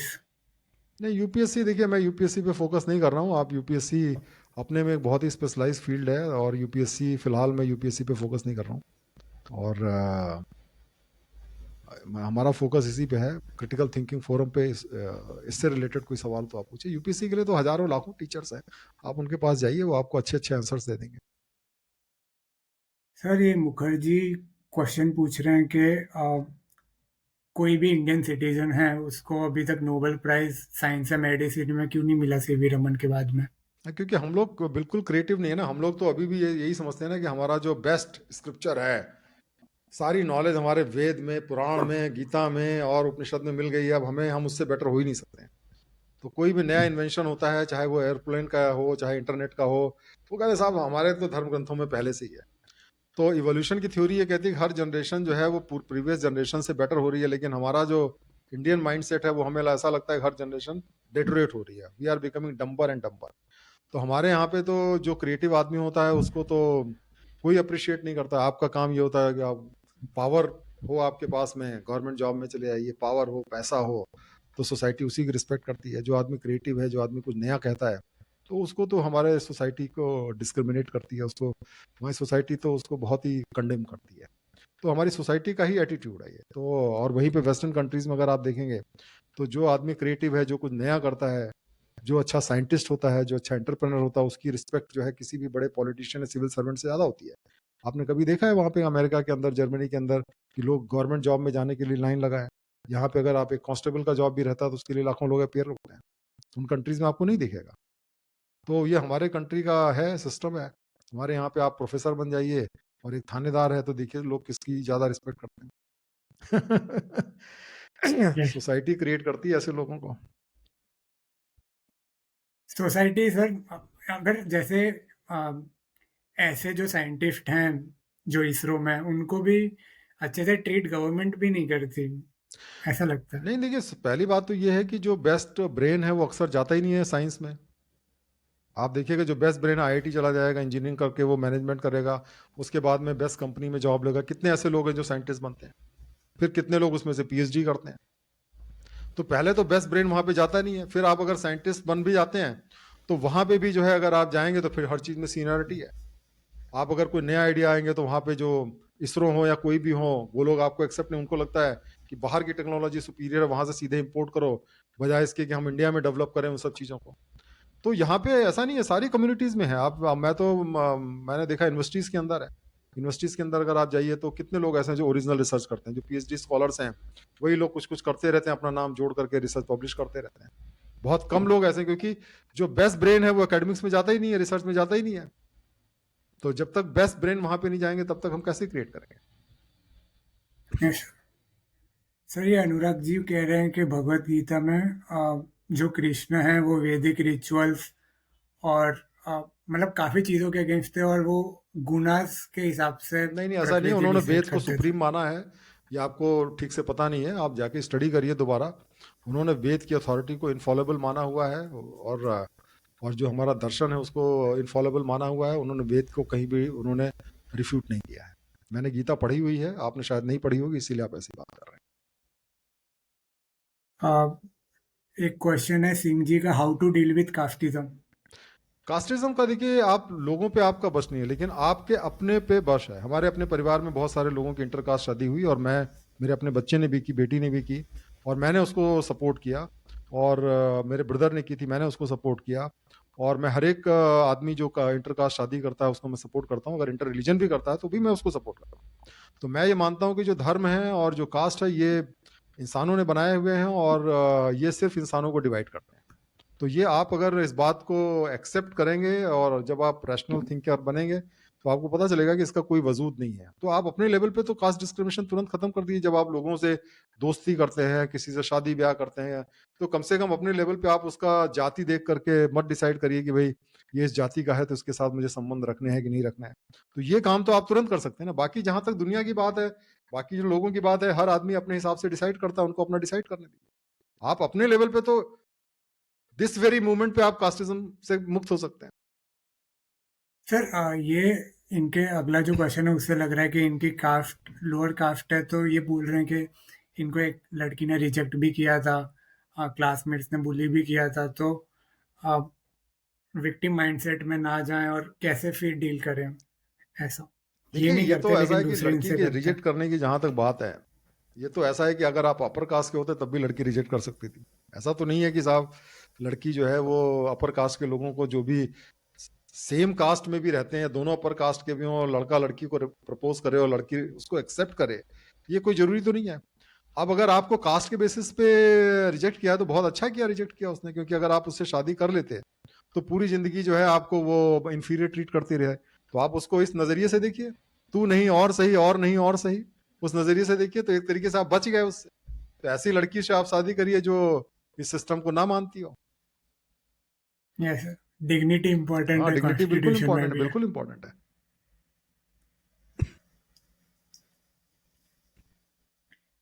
हरीश जी कह रहे हैं कि I have seen many rational influencer, बहुत सारे रेशनलिस्ट इन्फ्लुएंसर है जो रिजर्वेशन को बैक करते हैं कि यही सोल्यूशन है कास्ट बेस्ड डिस्क्रिमिनेशन का। नहीं नहीं, आपको क्या मैं इस बात लगता को है? नहीं मानता हूँ। मैं मानता हूँ कि रिजर्वेशन जैसे जैसे बढ़ रहा है, डिस्क्रिमिनेशन उससे कम नहीं हो रहा है, वो बढ़ता जा रहा है। और अल्टीमेटली ना तो हमारे फ्रीडम फाइटर ने कभी ये गोल किया था कि कास्ट जो रिजर्वेशन है वो परमानेंट रहेगा, और ना ही लॉजिकली भी ये सही है कि आपका बर्थ के बेसिस पे डिसाइड किया जाए कि आपको कितने नंबर पे आपका सिलेक्शन होगा। तो अल्टीमेटली गोल हमारा यही होना चाहिए कि ये कास्टिज्म और रिजर्वेशन दोनों को खत्म किया जाए। इसके लिए एक रोड मैप होना चाहिए कि कितने समय में खत्म करेंगे, कैसे खत्म करेंगे। और लेकिन ये मैं बिल्कुल इसको रैशनल नहीं मानता, और ये एक एक्सेप्शन है जो कि आज हम फॉलो कर रहे हैं, क्योंकि हम कास्टिज्म एक इतना डीप रूटेड है कि जो लोग डिस्क्रिमिनेशन फेस कर रहे हैं उनको डेफिनेटली उसको बैलेंस करने के लिए रिजर्वेशन आज की तारीख में ठीक है। बट अल्टीमेटली हमारा गोल यही होना चाहिए कि आने वाले समय में हम रिजर्वेशन को खत्म करें और कास्टिज्म को भी खत्म करें। और सर एक व्यूअर पूछ रहे हैं कि जो इंटरव्यूज में भी डिस्क्रिमिनेशन होता है अब वो रिजर्व्ड डिस्क्रिमिनेशन तो क्या कैटेगरीज। करेंगे भाई, वही लोग तो जो जातिवादी लोग हैं, जो धर्म के लोग हैं, वही लोग तो इंटरव्यू बोर्ड, वो कोई बाहर से तो आते नहीं, कोई अमेरिका से तो हम उनको इम्पोर्ट नहीं करते। वो डिस्क्रिमिनेशन तो फेस करना होता ही है, उसमें क्या करेंगे। और उसमें ऐसा नहीं कि नुकसान ही होता है। अगर आपकी कास्ट का बंदा बैठ गया तो नंबर भी देगा। बहुत सारे लोअर कास्ट के लोग हैं, लोअर कास्ट वालों को ज्यादा नंबर देते हैं, अपर कास्ट के लोग अपर कास्ट वाले को देते हैं। ऐसे बहुत सारे लोग अपनी जाति के हिसाब से नंबर देते हैं, लोअर अपर का नहीं है, हमारी जाति का है, हमारे धर्म का ज्यादा नंबर देंगे। तो वो तो इंसानों की बायस है, और इसमें कभी आपको फायदा हो सकता है, कभी नुकसान हो। ऐसा होना नहीं चाहिए, बिल्कुल नहीं होना चाहिए। मैं कभी इसको सपोर्ट नहीं करता, लेकिन ये एक हकीकत है। कई लोग ऐसा, जब उनके पास पावर आती है तो वो सोचते हैं कि भाई अपने लोगों को ज्यादा से ज्यादा घुसेड़ लो, अपने से जो लोग हैं उनको ज्यादा से ज्यादा फेवर कर दो। और ये तो आइडेंटिटी पॉलिटिक्स का एक हिस्सा है। नेता भी यही करते हैं, और जो लोग रहते हैं पोजीशन ऑफ पावर में वो भी वही करते हैं। ये बात सही है, फिर इसे करना नहीं चाहिए। एलिमिनेट कर सकते हैं? हैं? इसे ये पूछ रहे हैं कि इसे कैसे एलिमिनेट करें? नहीं, एलिमिनेट तो ये होगा जब आप इस बात को लोग जब कन्विंस होंगे कि ये जो कास्ट है, रिलीजन है, मैन मेड है, इसकी कोई अथॉरिटी नहीं है, कोई भगवान नहीं है, कोई भगवान के बनाए हुए ग्रंथ नहीं है, ना किसी ने भगवान की आवाज सुन करके लिखा हुआ है। और जब लोगों का विश्वास इन धर्मों पे हटेगा, तभी कास्टिज्म खत्म होगा, तभी हम सबको बराबर इंसान की तरह ट्रीट करेंगे। जब तक धर्म है, जब तक कास्ट है, तब तक नहीं खत्म कर सकते, तब तक ये डिविजन्स रहेंगे। इसीलिए तो मैं कहता हूँ कि हमें रैशनल होने की जरूरत है, हमें सेकुलर होने की जरूरत है। सर हरीश जी कह रहे हैं कि रिजेक्टिंग गॉड, कोई रिजेक्ट करता है गॉड, उनको ऐसा लगता है एक स्ट्रेटेजी है अटेंशन लेने के लिए, स्पिरिचुअल गुरु की तरह जो करते हैं जैसे ओशो ने किया था। एक सर वैक्यूम जैसा क्रिएट हो जाता है ना, उसमें फिर अपने आप को भगवान रजनीश या भगवान वर्ड जैसे के साथ एसोसिएट करना। तो ये बोल रहे हैं कि मैं स्केप्टिकल हो जाता हूँ जब कोई नहीं तो रेशनलिस्ट। भगवान रजनीश ने तो वही तो बात है ना, रजनीश जो है वो अपने को उन्होंने खुद भगवान डिक्लेयर कर दिया। तो रजनीश तो, मैं तो उनको बिल्कुल रिस्पेक्ट नहीं करता, उनकी कोई भी बातों में कोई दम नहीं मुझको दिखता है। अल्टीमेटली वो फ्रॉड के केस में कितने अरेस्ट भी हुए आपको पता होगा सारी चीजें। 90 वो जो है उनके पास में रोल्स रॉयस हुआ करती थी, और एकदम ऐशो आराम की जिंदगी वो जीते थे। तो रजनीश वजनीश तो सब आपके चीजों को एक्सप्लॉइट किया। लेकिन अगर आप ओवरऑल कंट्री में देखें तो बहुत सारे कंट्रीज हैं, चाइना है, नीदरलैंड है, डेनमार्क है, जहाँ पे मासेस ने रिजेक्ट किया है उसको, और ऑलमोस्ट सारे जितने डेवलप कंट्रीज हैं उन्होंने रिजेक्ट किया हुआ है। तो ऐसा नहीं है कि, और वहाँ पे कोई रजनीश पैदा नहीं हुआ, वहाँ पे सिर्फ साइंटिफिक टेम्पर डेवलप हुआ। और साइंटिफिक टेम्पर डेवलप यहाँ पे तो क्या है कि आप एक धर्म से दूसरे धर्म में कन्वर्ट होते हैं, आपने अपना धर्म छोड़ा, आप रजनीश के फॉलोअर हो गए। लेकिन जो है अगर आप रैशनल थिंकर हैं तो आप किसी धर्म को फॉलो नहीं करेंगे। ये नहीं कि ये धर्म अच्छा है, ये धर्म बुरा है, क्योंकि सारे धर्म के अंदर वही कमियां हैं। यस सर, एक ये अनुराग जी कह रहे हैं इनको लगता है बिग बैंग थियरी भी एक कहानी है। बिग बैंग थ्योरी कहानी नहीं, बिग बैंग थ्योरी के बहुत सारे एविडेंस हैं, बहुत सारे एविडेंस हैं, बहुत सारी। देखिए इवोल्यूशन और बिग बैंग थ्योरी जो है वो बहुत ही ज्यादा एविडेंस पे बेस्ड है, और उसमें उसका कॉन्ट्रेरी एग्जाम्पल नहीं मिला है। जैसे मान लीजिए आपने थ्योरी में प्रिडिक्ट किया, और जितने भी ऑब्जर्वेशंस हुए हैं वो सारे ऑब्जर्वेशंस बिग बैंग थ्योरी और इवोल्यूशन को कंफर्म करते हुए पाए गए हैं। तो ये थ्योरी जो है ये ऐसा नहीं है कि किसी की कहानी है, जबकि बाकी जो धर्मों से थ्योरीज आती हैं उसका कोई बेसिस नहीं है। लेकिन ये थ्योरी को टेस्ट किया गया, ऐसा नहीं है कि इसमें टेस्ट नहीं किया, बहुत सारे टेस्ट हुए हैं इसके, और कोई उसका एक्सेप्शन नहीं मिला है। Yes sir. और सर मतलब दो व्यूअर हैं, वो दोनों आपस में बात कर रहे हैं। एक कह रहा है कि मतलब मैंने, अब वो अपर कास्ट से, मैंने कभी डिस्क्रिमिनेट नहीं किया। एक बोल रहा है मैं लोअर कास्ट से हूँ, मैंने कभी रिजर्वेशन नहीं लिया। नहीं, उसका कोई मतलब, मैंने आपको बताया कि डेमोक्रेसी जो है वो उसमें डिसाइड होता है चीज़ें on on the basis of the parliament, और पार्लियामेंट होती है लोगों की रिप्रेजेंटेटिव। तो जो मेजॉरिटी लोग जैसे लोगों को इलेक्ट करते हैं और उनके व्यूज एक्सप्रेस होते हैं, तो अगर मान लीजिए 51% लोग जो सोचते हैं उसको बाकी 49 को फॉलो करना पड़ेगा। तो ये तो आपकी डेमोक्रेसी का सिस्टम ही है। और इंडिया में जो मल्टी पार्टी डेमोक्रेसी है उसके चक्कर में तो आपके पास में हो सकता है 30% वोट हो, फिर भी आपके पास में पार्लियामेंट में मेजोरिटी हो सकती है, और आप जो लॉ बनाएंगे लोगों को फॉलो करना पड़ेगा। Yes sir. सर हरीश जी कह रहे हैं कि फ्रेडरिक जो अगस्त थे जिन्होंने बेंजीन का स्ट्रक्चर अपने ड्रीम में किया हाँ था, हाँ, वो मतलब वही जैसे मैं बता रहा था, रामानुजन जो ने। उन्होंने सांप को पूंछ मुंह में लेने वाला जो बेंजीन का स्ट्रक्चर था वो वहां पे आया था, उन्हीं का मैं जिक्र कर रहा था, मुझे नाम नहीं याद आ रहा था। सर जैसे ये बुलिंग को कैसे डील करें और कास्टिज्म को? है नहीं, देखिए आ, कास्टिज्म जो है, मैंने आपको बताया था कि इंडिविजुअल लेवल पे आपको हर तरीके के लोग मिलेंगे। अपर कास्ट में भी लोग मिलेंगे जो कास्टिस्ट नहीं है, लोअर कास्ट में भी लोग मिलेंगे जो बहुत कास्टिस्ट है। क्योंकि मैंने एक बहुत ही बड़ी एक हिंदी के उपन्यासकार हैं, उन्होंने बहुत ही फेमस लाइन याद है कि भारत एक ऐसा देश है कि जहाँ पे नीची से नीची जाति वाला आदमी भी अपने से नीची जाति ढूंढ लेता है। तो जो लोग अपर कास्ट के हैं उनको बाकी लोग कहते हैं, ओबीसी भी डिस्क्रिमिनेशन करते हैं, SC ST भी डिस्क्रिमिनेशन करते हैं, उनके अंदर भी हजारों जातियां हैं। तो ऐसा नहीं है कि जो है वो, अगर आप शेड्यूल कास्ट हैं तो आप डिस्क्रिमिनेट नहीं कर रहे हैं, आपके अंदर भी आप कहें ये तो मुझसे भी नीचा है, उसके साथ डिस्क्रिमिनेट कर रहे हैं। तो ये यस। डिस्क्रिमिनेशन तभी खत्म होगा जब आप समझेंगे कि जाति का कोई आधार नहीं है, और आप रैशनल होंगे तभी इसको आप खत्म कर सकते हैं। और सर एक रामभद्राचार्य जी का सुना था मैंने, वो ब्राह्मणों में भी हाँ कर रहे ब्राह्मणों थे में, ये हाँ वो मैंने अधम। वीडियो डाला उसका, उसमें डाला हुआ है जो मैंने लेटेस्ट वीडियो डाला है कि ब्राह्मणों यस, में भी ये अधम ब्राह्मण होते हैं, इनके हम अधम ना तो ब्राह्मण। लड़की देते हैं ना लड़की लेते हैं, मतलब कहते हैं, मतलब क्या कहा जाए, तो ऐसे लोग हमारे, और वो जगत गुरु है, जगत गुरु। सर ये टाइटल तो अपने आप ही। अब ठीक है, बट शंकराचार्य जगत गुरु लोग इस तरीके की बातें करते हैं।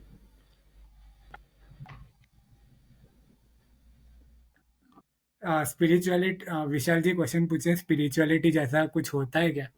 देखिए स्पिरिचुअलिटी का कोई एक डेफिनेशन नहीं होती है।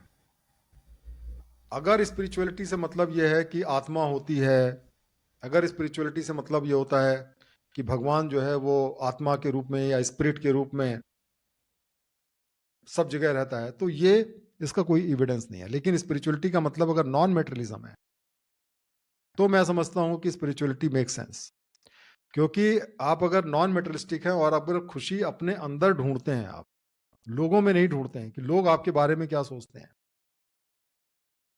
तो आप स्पिरिचुअल है। अगर आपने अपने अंदर अपने को पहचाना और आप ऐसा काम करते हैं जो आपको खुशी दे, भले ही दुनिया में लोग उसको माने ना माने, तो आप सही मामले में स्पिरिचुअल हैं। अगर इस तरीके की स्पिरिचुअलिटी है तो मैं समझता हूँ ये आपकी जिंदगी को बेटर करेगी। बहुत सारे ऐसे मेडिटेशन लोग करते हैं, और बहुत सारे लोग होते हैं जो कि कम से कम में खुश रहते हैं। क्योंकि वो अपने अंदर खुशी को ढूंढते हैं। तो अगर आप खुशी अपने अंदर में ढूंढते हैं तो आप स्पिरिचुअल हैं। और अगर आप खुशी जो है वो मटेरियल चीजों में देखते हैं, पावर में देखते हैं, फेम में देखते हैं, तो आप मटेरियलिस्टिक है, नॉन स्पिरिचुअल है। तो इस तरीके से अगर आप स्पिरिचुअलिटी का मतलब ये लेते हैं तो एग्जिस्ट करती है, लेकिन स्पिरिचुअलिटी का मतलब ये है कि भगवान जो है आपके अंदर विद्यमान है और वो सब काम करा रहा है उसकी मर्जी के बिना, पत्ता नहीं हिलता। भगवान बाहर नहीं है, आपके अंदर है। कई लोग स्पिरिचुअलिटी का मतलब ये लेते हैं, तो वो चीजों का कोई बेसिस नहीं है। तिवारी जी क्वेश्चन पूछ रहे हैं, what is Cosmos and why is it? नहीं, कॉस्मोस जो है वो तो आप देखिए, वो बिग बैंग थ्योरी है और पूरा आप स्टडी करिए कि कॉस्मोस जो यूनिवर्स है वो कैसे क्रिएट हुआ। ये सारी चीज़ों के बारे में साइंस ने बहुत सारी जानकारी दी है, तो प्लीज़ स्टडी दैट। पूछ रहे हैं कि इन्होंने कहा है कि वैदिक रिचुअल्स के अगेंस्ट हैं, हैं? अगेंस्ट कृष्ण भगवान जो हैं, इनके हिसाब से वो वेदास, सारी वेदास के नहीं, वैदिक रिचुअल्स के अगेंस्ट है ऐसा, और उसमें कुछ गुड फिलोसॉफीज भी हैं। गुड फिलोसफीज हैं डेफिनेटली, लेकिन वेद की अथॉरिटी को उन्होंने डिनाई नहीं किया, क्योंकि आपको पता होना चाहिए कि जो हमारी पुरानी डेफिनेशन थी नास्तिक की डेफिनेशन यही है कि जो वेद की अथॉरिटी को नहीं मानता उसको नास्तिक कहते हैं। मैंने इस पर एक वीडियो भी डाला हुआ है, अगर आपने देखा हो तो ये जो तो ये हो ही नहीं सकता। अगर गीता जो है और कृष्ण भगवान अगर वेद की अथॉरिटी को डिनाई करेंगे तो वो तो खुद ही नास्तिक हो जाएंगे, जबकि कृष्ण तो खुद स्वयं भगवान है। तो इसलिए ये बात सही नहीं है। उन्होंने अथॉरिटी को डिनाई नहीं किया, बट उसको ठीक है, उन्होंने रीइंटरप्रेट किया। जैसे आजकल आप देखेंगे आचार्य प्रशांत करते हैं, या मान लीजिए जो आपके शंकराचार्य थे पुराने, आदि शंकराचार्य, उन लोगों ने किया तो इंटरप्रेट किया, बट किसी ने उसको अथॉरिटी को डिनाई नहीं किया है। क्योंकि अगर आप वेद की अथॉरिटी को डिनाई करते हैं तो हिंदू धर्म के अंदर आप जो है नास्तिक माने जाएंगे। सर ये कुछ व्यूअर आपस में चैट कर रहे हैं, उसका निष्कर्ष ऐसा है कि एक कह रहे हैं कि मतलब कृष्णा जो हैं वो कास्टिस्ट हैं क्योंकि वो अपने क्षत्रिय स्टेटस पे प्राउड थे। तो दूसरी तरफ दूसरे कह रहे हैं कि जैसे आर्मी प्राउड होती है अपने काम से, वैसे वो प्राउड है। देखिए, ये बात है कि हर एक आदमी, जितने हमारे यहाँ भगवान भी पैदा हुए, वो किसी कुल में पैदा हुए, किसी जाति में पैदा हुए। अब कृष्ण भगवान को लोग यदुवंशी कहते नहीं कहते हैं? उसी तरह भगवान राम भी एक वंश में पैदा हुए, तो वो भी क्षत्रिय थे। तो प्रॉब्लम तो यही कि हमारे जो भगवान है वो भी कास्ट से बाहर नहीं है, और उनकी कास्ट की आइडेंटिटी है। और जो उनके कास्ट के लोग हैं तो उनको सपोर्ट करते हैं। परशुराम जी ब्राह्मण थे, तो वो लोग उनको आदर्श मानते हैं। तो भगवान ही हमारे जो है वो कास्ट से ऊपर नहीं है, क्योंकि जहां पैदा हुए आपकी कास्ट वहां से डिसाइड हो गई। हाँ, क्या भारत सरकार रैशनैलिटी का सर्टिफिकेट देती है? नहीं, भारत सरकार क्या देगी? भारत सरकार में कितने लोग रैशनल हैं? भारत सरकार खुद ही रैशनल हो जाए पहले तो। है ना? वो तो खुद ही इतने रैशनल काम करती, वो क्या सर्टिफिकेट देंगे? थैंक यू सर विशाल जी और कोई कह रहे सवाल हैं। हो, आई थिंक विल क्लोज। अगर आपके कुछ सवाल हो आप पूछ सकते हैं। कुछ और सवाल हो तो जल्दी से हम लोग उसको आंसर करते हैं, फिर हम लोग आगे सर बढ़ते हैं। तिवारी जी पूछ रहे हैं कि दुनिया क्या है और क्यों है? ये सवालों पे मत जाइए, है ना, इन सब सवालों में आप मत जाइए। मुझे याद है कि एक बहुत ही इंटरेस्टिंग बुद्धा की स्टोरी है, और उसमें क्या होता है कि एक आदमी जो होता है उसको एक बाण लग जाता है, जो जहर वाला बाण होता है ना, वो उसको लग जाता है, और वो एकदम मरने वाला टाइप से होता है। अब वैद्य जो है उसको देखने के लिए आता है। तो जब वैद्य देखने के लिए आता है तो वैद्य से वो कहता है, भाई मेरा ट्रीटमेंट बाद में, पहले मुझे कुछ सवालों के जवाब चाहिए कि साहब किसने मुझे मारा, बाण के अंदर कौन सा उसमें जहर लगा हुआ था, वो कौन सी लकड़ी से बना हुआ था, है ना, क्यों मारा, पहले मुझे इन सवालों का जवाब दो, तब जाकर के मैं ट्रीटमेंट कराऊंगा। तो ये चीज बुद्ध जो है वो इस स्टोरी के माध्यम से बताना चाहते हैं कि इन सब चीजों पे आपको समय वेस्ट करने की जरूरत नहीं है। दुनिया क्या है, क्यों बनी, क्या पर्पस है, आप देखिए। आपका फोकस ये होना चाहिए कि किस तरीके से हम अपनी जो प्रेजेंट प्रो लाइफ की प्रॉब्लम्स हैं उसको कैसे सॉल्व करें, किस तरीके से जिंदगी को अच्छे तरीके से जिए, ये इंपॉर्टेंट है। इन सब चीजों पे समय वेस्ट करने से कोई फायदा नहीं है कि दुनिया क्यों बनाई, क्योंकि जितने लोग हैं उतने जवाब हैं, और उसमें कभी भी कोई भी कोहेरेंस नहीं हो सकता। कभी भी सब लोग एक बात पे एग्री नहीं करते। तो let us not waste our time on that. Sir एक क्वेश्चन है, जब वेद पुराण शास्त्रों को आप क्रिटिसाइज करते हैं तो आपको कहा जाता है आपने उनको अच्छे से समझा नहीं। लेकिन जैसे कास्ट और अदर थिंग्स, लेकिन वहीं पर हाईएस्ट गुरु ही कास्ट को मानते हैं। मतलब जैसे शंकराचार्य ऐसे कहते हैं ना कि हाँ, तो मैं तो कह रहा हूँ ना, मैंने आपको बताया कि जैसे कॉन्स्टिट्यूशन को इंटरप्रेट करने का अधिकार सुप्रीम कोर्ट को होता है, और हर बार सुप्रीम कोर्ट का जो इंटरप्रिटेशन होता है सही नहीं होता है। उसी तरीके से जो, लेकिन आपको मानना होता है क्योंकि यही सिविलाइज सिस्टम यही चलता है। उसी तरह धर्म को इंटरप्रेट करने का अधिकार धार्मिक गुरुओं को है, और अल्टीमेटली उनका इंटरप्रिटेशन मानना है, या तो फिर गवर्नमेंट जो है उसको लॉ ला के उसको चेंज करे। अगर नहीं करती है तो फिर जो धर्म गुरु का इंटरप्रिटेशन है, जितने धार्मिक लोग हैं वो तो उसी को मानेंगे ना, और जो लोग धार्मिक नहीं है उनको वैसे भी धर्म से कोई मतलब नहीं है। सर वैसा ही क्वेश्चन है कि what was before state of और मैंने तो ये तो सिंगुलैरिटी। वही तो बता रहे हैं, तो ये क्वेश्चन से कोई मतलब नहीं है। 14 बिलियन ईयर्स पहले क्या हुआ, how does it make a difference? आज जो दुनिया उस पर फोकस करिए, वो थ्योरी, बिग बैंग थ्योरी सही है गलत है, that is not something which is very important. ठीक है, वो जो थ्योरी दी गई है अभी तक साइंटिफिक सारे वैलिडेशन हुए हैं।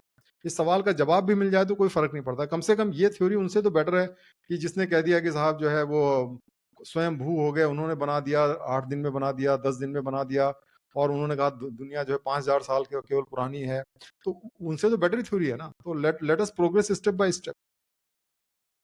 राजेश जी बोल रहे हैं कि बाबा साहेब इतने बड़े स्कॉलर थे, फिर भी उन्होंने लोगों को बुद्धिज्म अपनाने के लिए क्यों कहा? क्योंकि उन्होंने देखा कि हिंदुइज्म में तो कास्ट को हटाया नहीं जा सकता।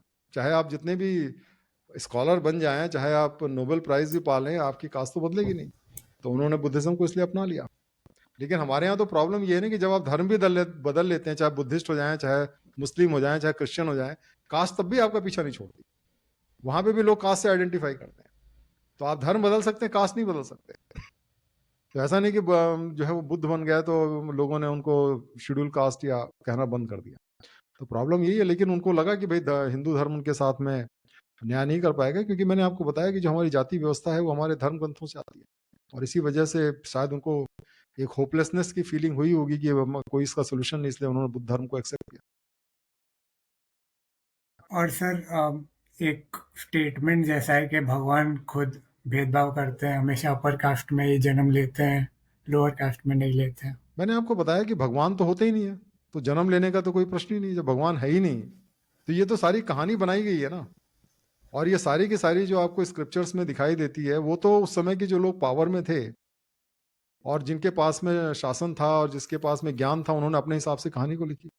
अब अगर आप उसको मानते रहते हैं तो फिर ठीक है, लेकिन अगर आप उसको नहीं मानते हैं तो फिर कोई मतलब ही नहीं है उसका। तो अगर आप मानते हैं तो फिर वो भगवान की भी जाति होती है, क्या करेंगे आप उसको? कुछ लोग सर अंबेडकर जी को भी भगवान बना लेते हैं, बुद्ध को भी बना लेते हैं, अब वो तो लोग जो है मूर्तियां। वो सचिन तेंदुलकर को भगवान भगवान बना लेते हैं, और लोग जो है वो ओशो रजनीश को भगवान बनाते हो, तो ना वो तो भगवान कह के अपने को बोलने ही लगे। तब क्या करेंगे आप लोगों का? यही तो दिक्कत, हर एक को भगवान बना लेते हैं। सर आज भी लोग लॉकेट पहनते हैं ओशो रजनीश का। हर एक ओशो रजनीश की बड़ी जबरदस्त फॉलोइंग है, और जेनजेड में बड़ी जबरदस्त फॉलोइंग है, ऐसा नहीं है। बहुत फॉलोइंग है उनकी, आज भी बहुत फॉलोइंग है। सर म्यूजिक के साथ में रील वायरल हो जाती है। उनके तो बहुत सारे करोड़ों व्यूज होते होंगे, हमको लगता है रोजी बहुत ही पॉपुलर है वो। How to build an organization to fight institutionalized caste? नहीं तो आप, मैं तो देखिए ये जो हम काम कर रहे हैं, हम ये भी तो एक इंस्टीट्यूशन ही है ना। जो हमने इंटरनेशनल क्रिटिकल थिंकिंग फाउंडेशन बनाई है, ये भी तो इंस्टीट्यूशन है, जिसके माध्यम से हम कास्ट और रिलीजन के जो इरेशनल चीज़ें हैं उसको हम हटाना चाहते हैं। तो आप भी ऐसा इंस्टीट्यूशन बना सकते सर एक क्वेश्चन है, क्या ये कहना सही है कि गौहत्या के शक पे लोगों को जैसे लिंच कर देते हैं, कल्प्रिट पुलिस स्टेशन में चला जाता है और धर्मगुरु कहता है कि और क्या कर सकते हैं, सिम मतलब और कर मतलब लिंच करना जस्टिफाई हैं। करते अब हैं ये ना तो बहुत धर्म सारे का लोग। देखिए वही होता है ना कि गाय को आपने माँ बना दिया, गाय को कोई कर दे तो। मैं तो भाई देखिए, मैं तो वेजिटेरियन आदमी हूँ, और मैं तो किसी भी जीव हत्या को गलत मानता हूँ, और मैं कोई गाय को स्पेशल स्टेटस नहीं देता हूँ। मैं किसी भी जीव हत्या को गलत मानता हूँ। लेकिन अब जब धर्म आपको कहता है कि नहीं यही स्पेशल है, और कुछ लोग तो ये कहते हैं साहब इंडिया वाली गाय ही स्पेशल है, जो इम्पोर्टेड गाय है वो जो है वो हमारी माता नहीं है, हमारी माता तो वही जो इंडिया की गाय है। तो अब क्या कर सकते हैं? अब ये यही सब तो धर्म की चीजें होती है ना, ये यही तो चीजें हमें दूर करने की जरूरत है। और सर आपका वीगनिज्म के बारे में क्या थॉट है? भाई देखिए, मैं पर्सनली जो है इस बात को मानता हूँ कि हमें जीव हत्या नहीं करनी चाहिए, क्योंकि जीवों के अंदर भी एक इमोशंस होते हैं और उनको भी दर्द होता है, और जैसे हमें दर्द होता है। और इसलिए मैं तो व्यक्तिगत तौर पे कोई वेजिटेरियन हूँ और मैं नॉन वेज बिल्कुल नहीं लेता।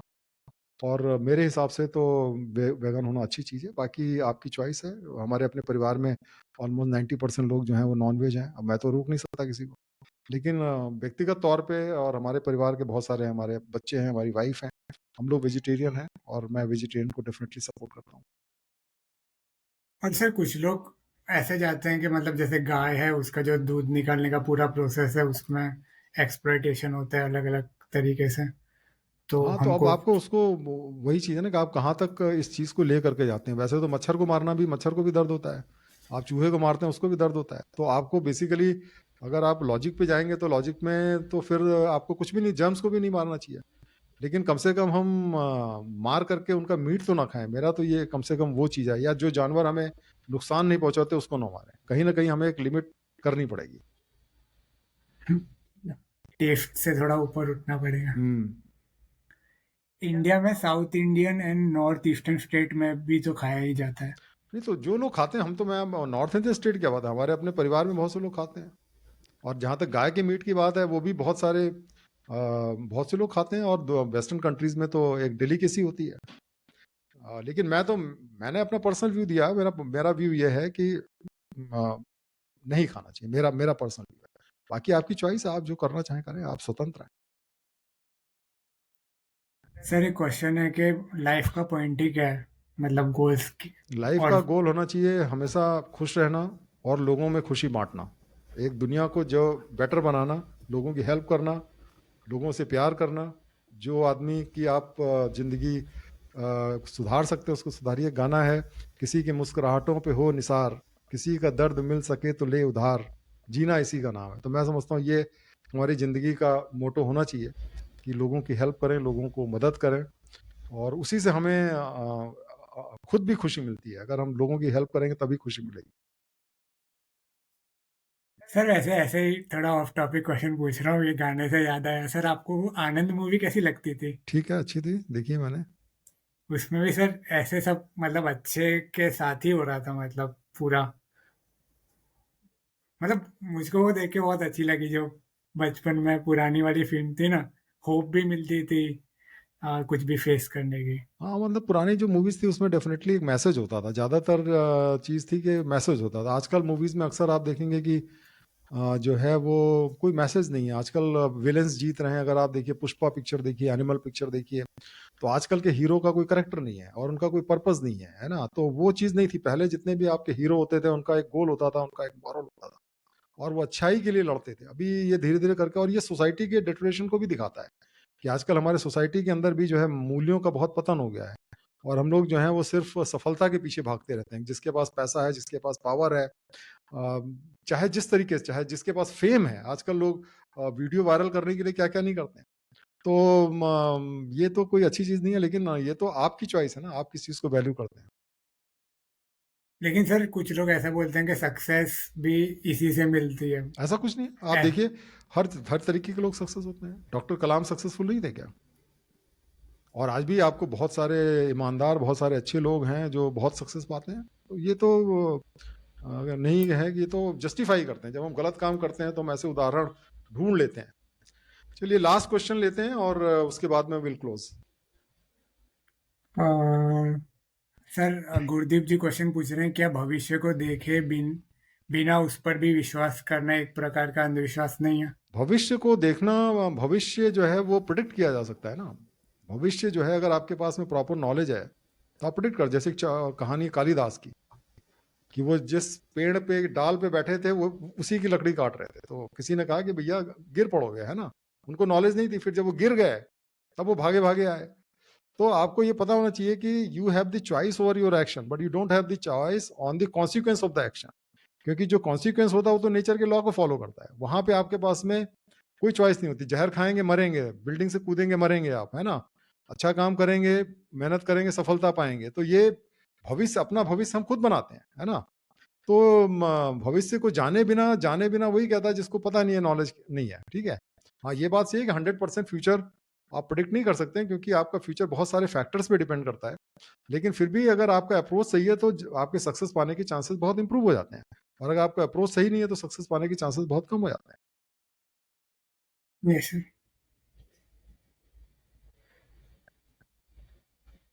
APJ Abdul Kalam mentioned in his autobiography that that science, if done properly, leads to God. Then tell us how ingrained religion is in. मतलब अब्दुल कलाम भी ऐसा बोलते थे कि अगर साइंस को अच्छे से किया जाए तो हम गॉड की तरफ मैं उनसे बढ़ेंगे. बिल्कुल एग्री नहीं करता इस बात में। मैं डॉक्टर कलाम की बहुत इज्जत करता हूँ। अगर उन्होंने ऐसा कहा है, मुझे पता नहीं उन्होंने कहाँ लिखा है, क्योंकि कई बार कहा कुछ होता है और लोग इंटरप्रेट अलग करते हैं, और किस कॉन्टेक्स्ट में कहा हुआ है। इस तरीके से तो अल्बर्ट आइंस्टाइन ने भी कहा था कि I just want to know the thoughts of God, rest are detail, है ना? तो उन्होंने एक बहुत ही फेमस कोटेशन है उनका कि मैं भगवान के विचार जानना चाहता हूँ, बाकी सब तो डिटेल है। लेकिन अगर आप उनके कंक्लूसिव विचार पढ़ेंगे तो आपको पता चलेगा he was atheist, he did not believe in personal God. तो इस तरीके से एक पर्टिकुलर स्टेटमेंट के बेसिस पे किसी का मूल्यांकन करना सही नहीं है। लेकिन अगर डॉक्टर कलाम ने ये बात कही कि साइंस से हम भगवान तक पहुंचते हैं, तो मैं इस बात को बिल्कुल एग्री नहीं करता। चलिए, मेरे ख्याल से हम लोग आज का सेशन यहीं पे अंत करते हैं। Thank you very much. आप लोग सब लोग इसमें जुड़े और आप लोगों ने सवाल किए। आप ऐसे ही हमारे चैनल को देखते रहिए, हमने बहुत सारे वीडियोस हम डालते रहते हैं, और अपने कमेंट्स आप देते रहिए और लोगों तक हमारी बात को पहुंचाते रहिए। इसके अलावा हमारा जो टेलीग्राम चैनल है, वो जब मैं इस वीडियो को पोस्ट करूंगा उसके साथ में उसका लिंक डालूंगा, उसको भी आप ज्वाइन कर सकते हैं, जहाँ पे आप अपनी चॉइस का टॉपिक दे सकते हैं। हमारे फ्री कोर्सेज उनको भी आप ज्वाइन कर सकते हैं, और अपनी क्रिटिकल थिंकिंग को प्रमोट कर सकते हैं, क्योंकि क्रिटिकल थिंकिंग का मेरा जो कोर्स यूडेमी पे है उसको मैं फ्री ऑफर करता हूँ, और मैं उसका कोड भी समय समय पे देता रहता हूँ। तो आप लोग टेलीग्राम चैनल को ज्वाइन कर सकते हैं और इस तरीके से अपने क्रिटिकल थिंकिंग को डेवलप कर सकते हैं। Thank you very much, and thank you Abhishek once again for joining this session, और बहुत अच्छे Thank you, तरीके से sir. आपने इसको कंडक्ट किया। और फिर हम लोग दोस्तों मिलेंगे, अगले फ्राइडे को मिलेंगे 7 बजे। अपने सवालों का आप तैयार रखिए, और हम आपके सवालों का इंतजार करेंगे और उसका जवाब देने की कोशिश करेंगे। Thank you very much, and good night.